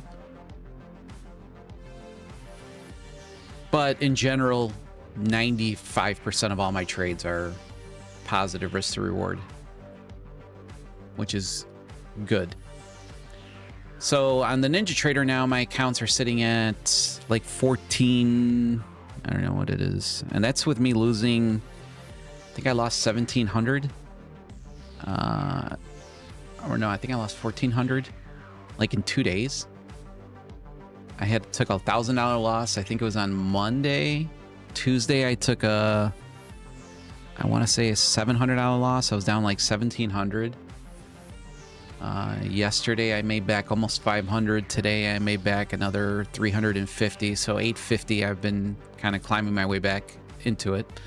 So currently in my cash account, I sit at $14,608.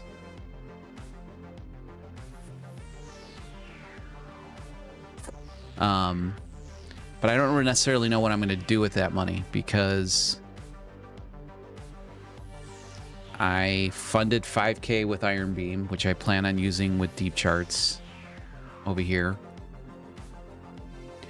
I don't necessarily want to take this money out of, I mean, I guess I could take some gains out.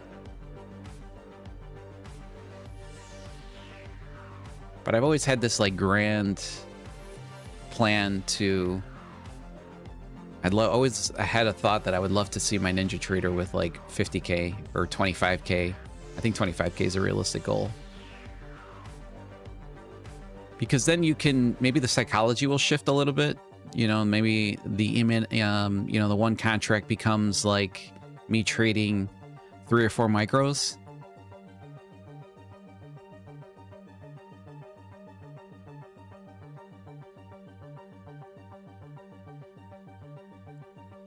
I don't know. That's my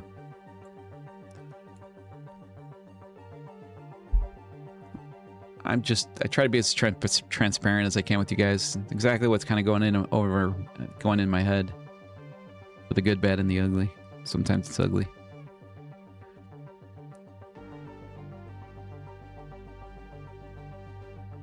And then the next thing I would have to figure out in deep charts is their copy trading. I haven't even looked. I haven't seen a video. I haven't seen a module. I haven't even seen an option to do it. They say you can do it. I haven't installed the deep dom version of it yet, which I probably will get done this weekend. So I'll look at the heat map, and then if the heat map looks good to me, I will cancel my I'll cancel my bookmap subscription, and that will pay for the deep charts platform.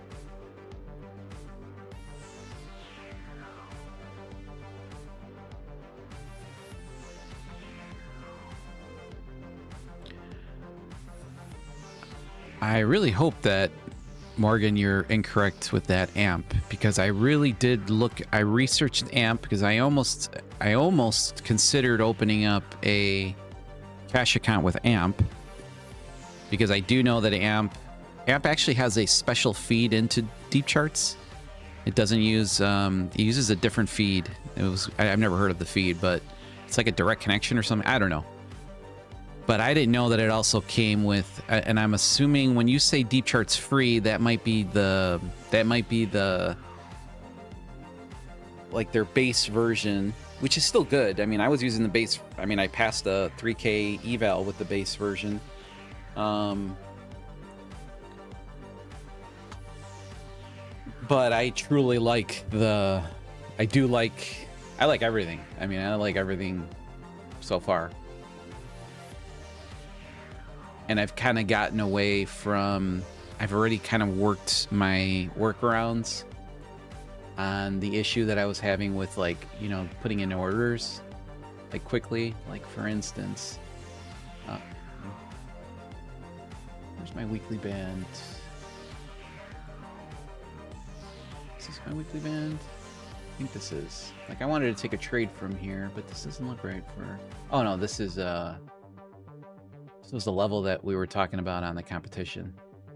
So like this was a trade idea that I have here, sitting up here for the, it's a weekly band. And these weekly bands are extremely, extremely difficult to get through. So I wanted to take a setup on here. And the kind of small issue that I have, so they have a lot of different ways of doing this. I have this set right now to exactly $150 of risk.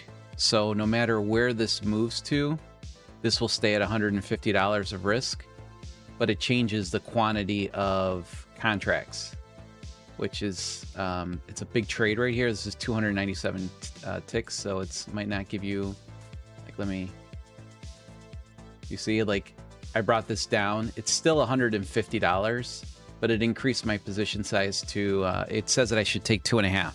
So you probably take 2. You know, so, but wherever you move, this is the part that kind of bothers me a little bit. It's just moving them a little bit. No matter where you move, it'll always stay at $150 and it'll adjust the quantity for you.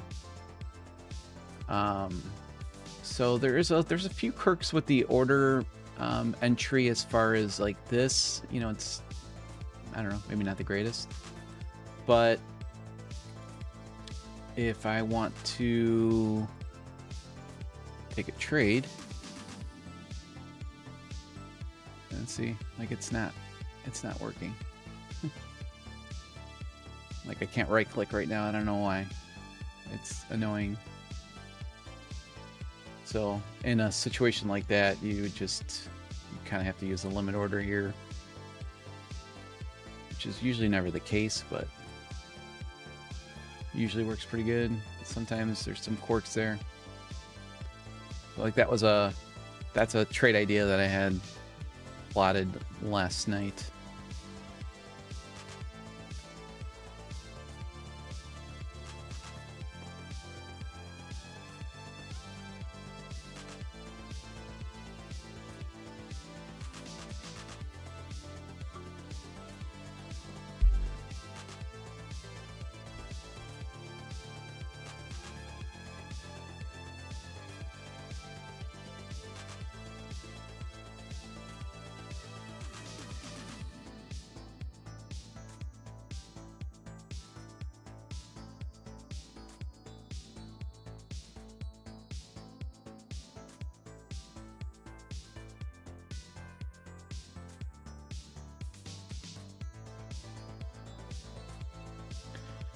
Oh, I know. AMP is a broker. They're definitely not a prop firm. I knew that. And AMP's got really decent margins too.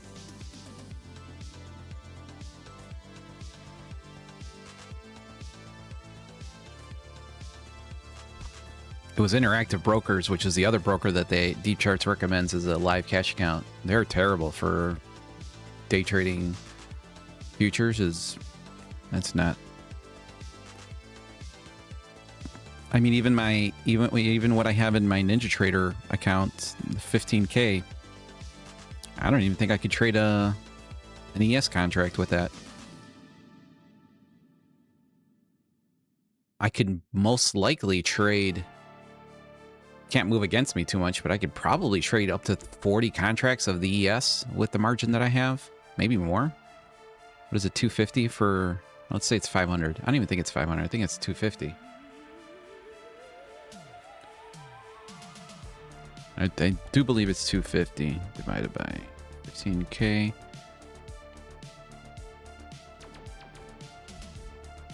It's 60 contracts. You trade 60 contracts on one. Now, granted, it can't move a point against me. Or not even one.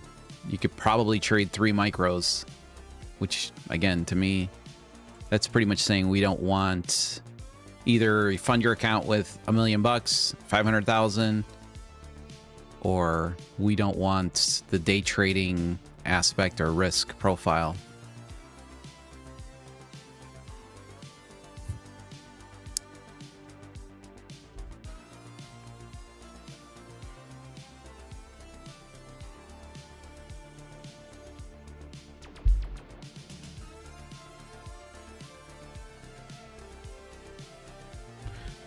key, Rob, on the bottom right. Well, let's... Bottom right. What do you see? Ticks? No, it's ticks or money down here. Are you talking about right over here? This is for break even. So I can set a break even, and I can set it to either ticks or money. This one actually screwed me up the first day I used the platform. I forgot that I had enabled that. It's nice. And again, if you want to do like a Ninja Trader to set up a trail, you got to set up an ATM strategy. And I don't know. I think I have to always look at a YouTube video for somebody else to show me, okay, I want to just make sure that if I'm setting multiple targets or I want to set a trailing stop, I need to always go to a video to look and see what it is. Here, it's so easy. It's so easy. You could set a trail. You can set what kind of trail you want, first and the second. It's really, really nice. But yeah, I have not found anything in the settings to convert from ticks to points.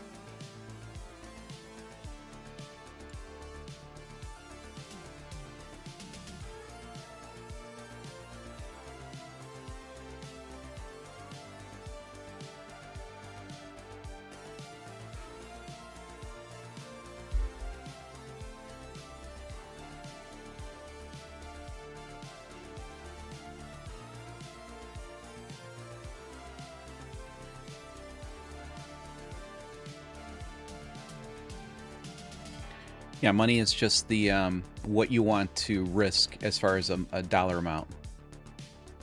So as a default right now on my dashboard, you can see that, you know, if I enter into into just like a market order, it's gonna put $100 of risk and $150 of TP, and then it's gonna base that off of the quantity that I have selected up here. So it automatically factor it in.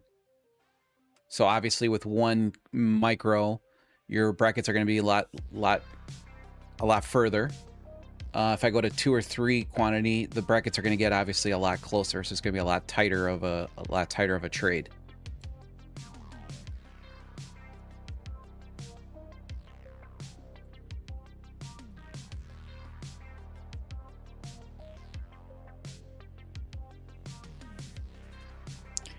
Also, I'm going to say something that's going to probably make me look ridiculously stupid, but I really don't give a shit.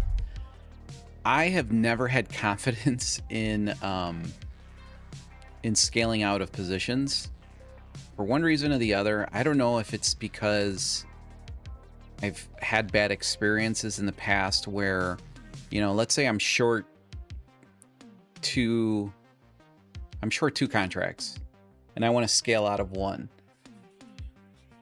I've been in scenarios where if I hit the buy button, which should scale me out of 1, it ends up putting me in a different position with brackets that is not what I intended for it to do. I know it probably has something to do with how the OCO orders work, but and that's why you've really never seen me scale out of positions. Well, mainly I can't, because my leader account's always been on minis over here.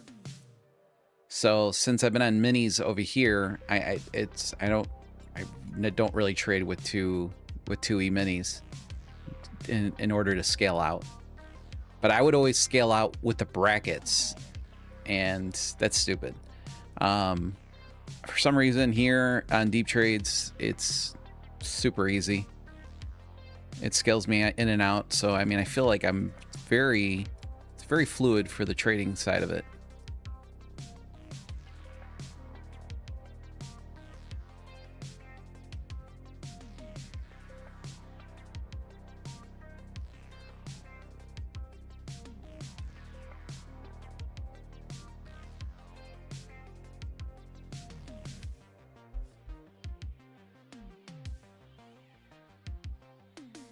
Yeah, but lately, I'm not scaling out. I've been scaling in. over here, just because I feel really comfortable with it. And I mean, I really like the stop loss, take profit feature. It's kind of like the simplicity of TradingView, yet all of the complexities of NinjaTrader made a lot more simple.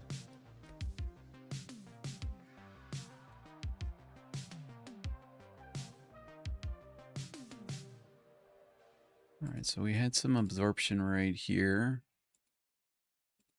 Let's see if the buyers continue here.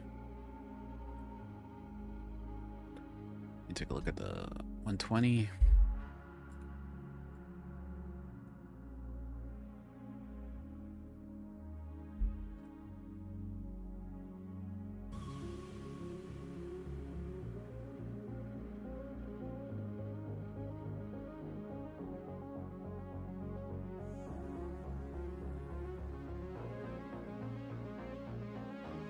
Okay, absorb some more sellers here. Now, if I see, see how we absorb some sellers here, which we're almost flipping on the 120. If I can see some buyer aggression after this, I wouldn't mind taking a long. I mean, you could probably take a long here to. What do we have in our way? I think this is VWAP.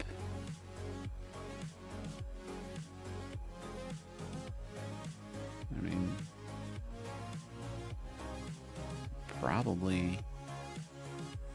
Oh no, that's VWAP for just this leg. I take that up. I take that back. Let me delete this out of here. Or do we break down from here? Let's see. Let's let the charts decide.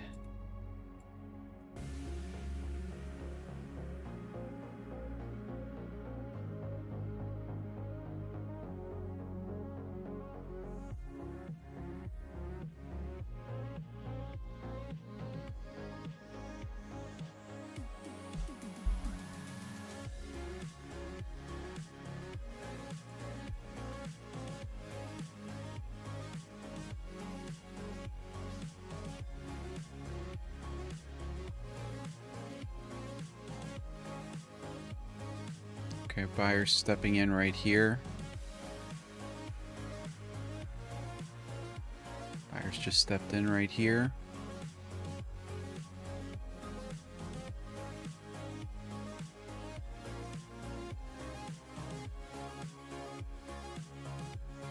Let's see if let's see if sellers get any follow through here or not.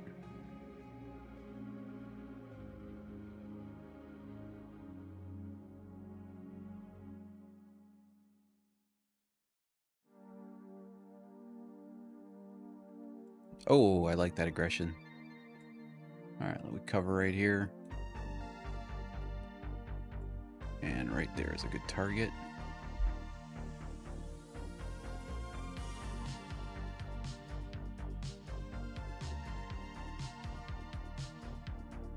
Nice.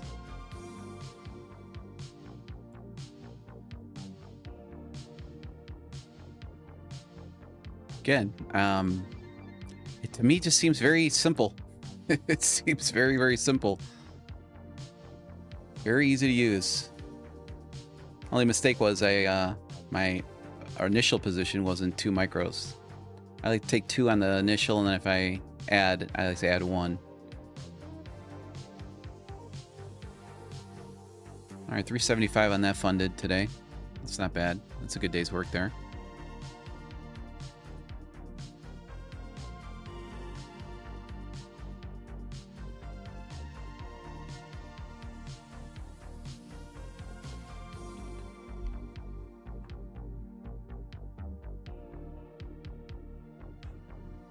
So, and again, maybe easier to see here, but this was, we mapped this out already.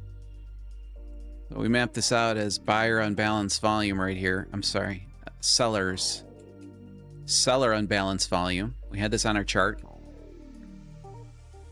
We obviously came up we saw that sellers got strong right here. Buyers got strong right here. Buyers got strong right here. And all I said was, if we can break down below where the buyers got strong, that's an absorption of buyers, and we should see a push to the downside. Now, it was pretty aggressive. If I go down to the deep charts, I was about to click the button, and then I saw the red bubble pop up. I mean, I couldn't click. My market order in here wasn't the greatest, and I didn't get in with two contracts. I'd like to get in with 2 contracts in the beginning, and then added one more, and then took off. I mean, it was a small trade. It's nothing huge, but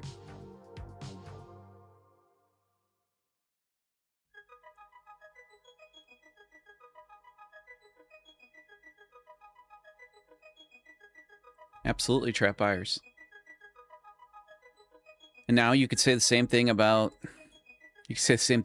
the sellers down here. Okay, they're not looking great. Now, if we break down, we could see another push to the downside. We got some liquidity sitting right here.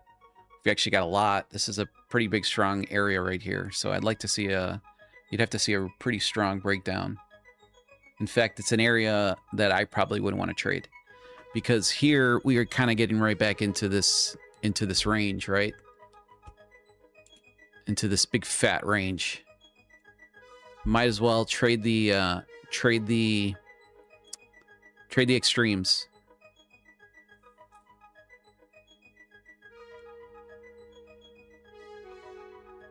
But you could see sellers are trying, right? If the buyers push here, it's a different story. It's a completely different, changes the dynamic of this area. Because the buyers have done a pretty decent job now of retracing some of that downwards move that we had early this morning. So now, what did I say? And this is an area where you could start to see trapped sellers.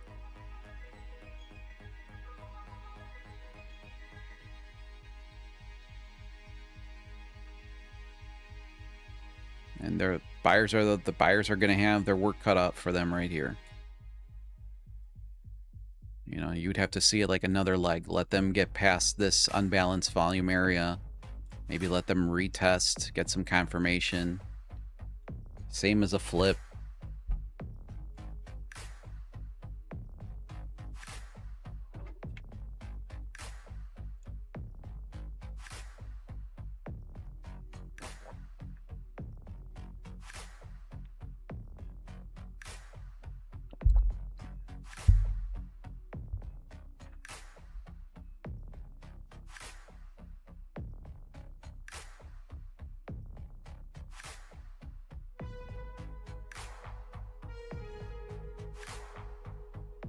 I agree with you 100%, Tiger. He said, also, I like how Deep Charts manages the entry and exit of trades on scaling in and out. On NT, it would move the entry again after scaling out, and the P&L is screwed. Deep Charts moves the entry. Yeah, I agree. I really like the scaling ability. And like what we just said, I mean, the buyers here, they got their work cut out for them right here. Like, this is not a free-flowing trade, in my opinion. They can get back up here, but you're gonna have to suffer some of these wikis. And if you guys notice, majority of my trades, granted, we've been in a high ATR environment, so it's not like anybody's really taking trades that it's like super dragging. But majority, if not all of my trades, you know, when we're taking them from these areas, the reaction is immediate. You know, for the good or the bad, the reaction is immediate. I'm not in trades like, you know, doing this. It's in areas of unbalanced volume. So, I mean, it's immediate. The reaction has to be immediate. And that's why I do like the flips, because they allow me to get into the entry a little bit faster than the candlestick. The candlestick, if I wait, of course, it's the same thing as me saying, The 60 is going to be better than the 30. The 120 is going to be better than the 60. But how much risk do you want to have on? And when you're on an E-mini, if you can find an edge on a 8 to 10 point stop, because I'll tell you one thing, the second that the market starts to slow down, 30 ATR, 25 ATR, this shit gets so much easier. I mean, this game gets so much easier because you have time to react. You have time to even see a little bit of confirmation on your moves. Right now, you don't see anything. I mean, it's like everything's a blur.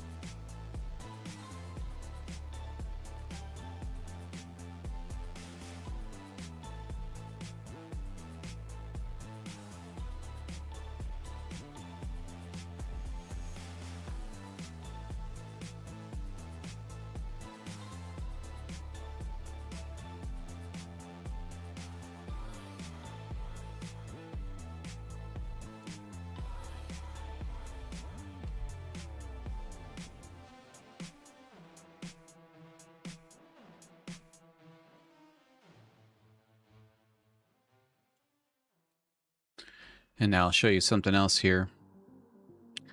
Take a look at this map right here, or this chart right here, what you see, obviously. Go over here. Okay. You got to fight right here. For sure. We had buyers stepping in, sellers stepping in, buyers stepping in.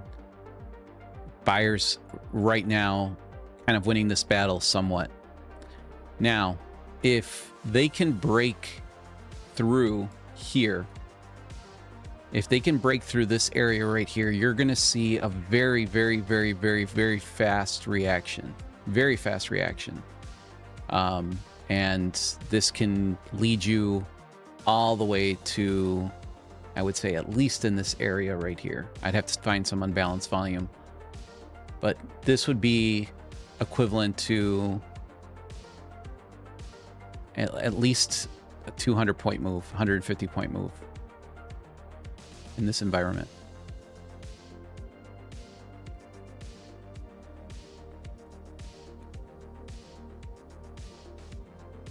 Which we can try. We'll see if the setup appears here.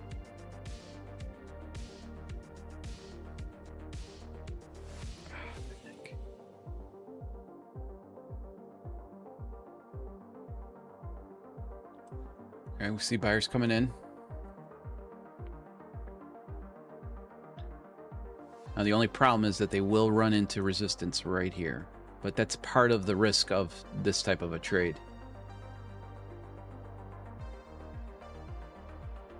You hope that the fuel here is enough to kind of catapult you.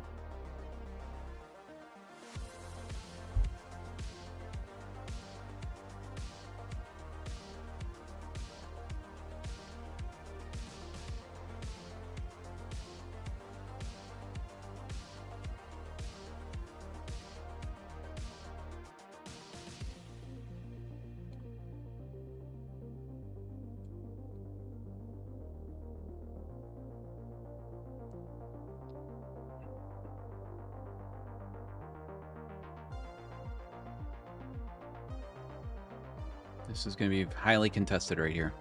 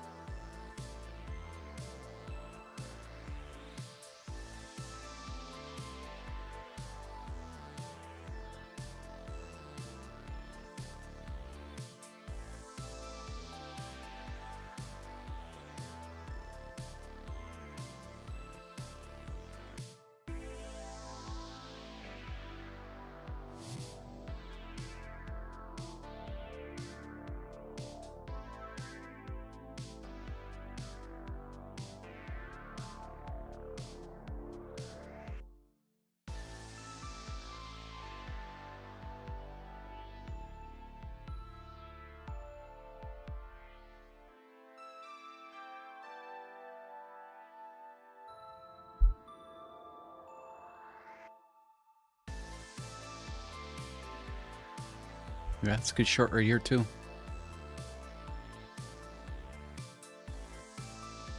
You're kind of going into some buying pressure over here too, so they're gonna maybe have their work cut out for them right here.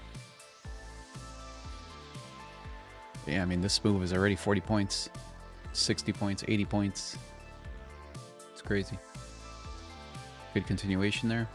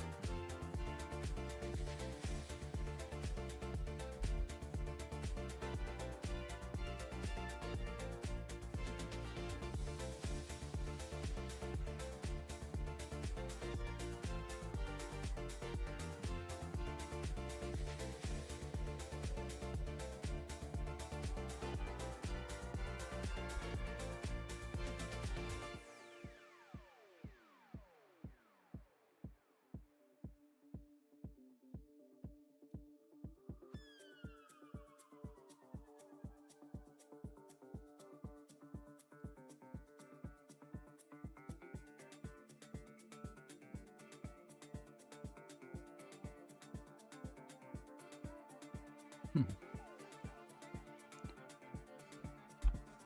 much there, is there? Let's see. It's a pretty big move here.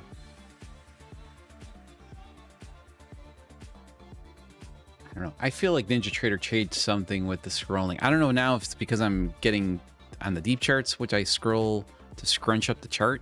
Couldn't you scrunch up the chart with the mouse wheel? Holy shit, what a drop. Damn. I wasn't anticipating that one.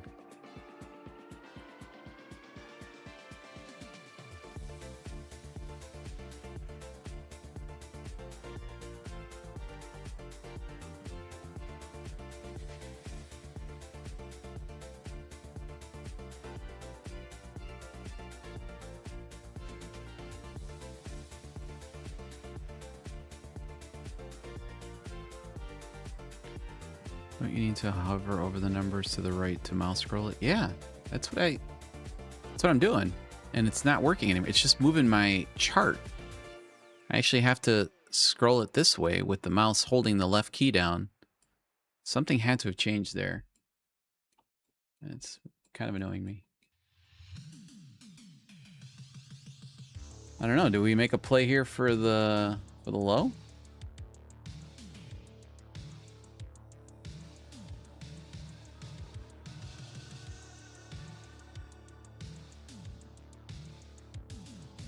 Where's the low day? Or yesterday? 29,264. I don't know.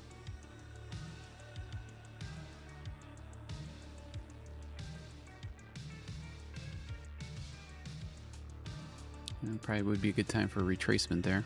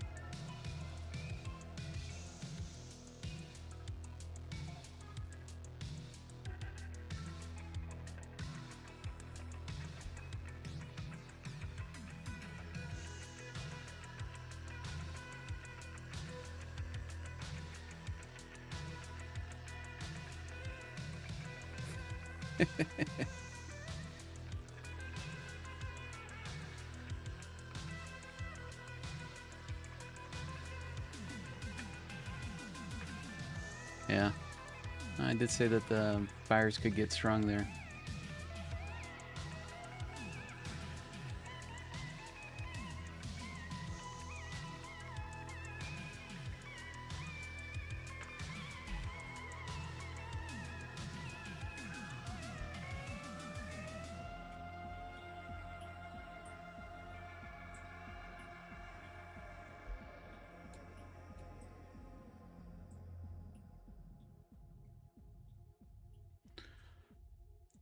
Crazy if they retrace this whole that whole move. That would be aggressive. All right, guys, I think I'm going to call it a day for today. I very happy with the trades, very happy with the trading, and I will see you guys for tomorrow, Cash Profit Friday. And I'll be giving away a 50K Lucid Flex account as well tomorrow. So hope to see you guys on the stream tomorrow. If you haven't, hit the like on the stream. Appreciate it. If you are going to be purchasing any accounts, any prop firms, just use code TraderRob. Appreciate it, guys. Take care.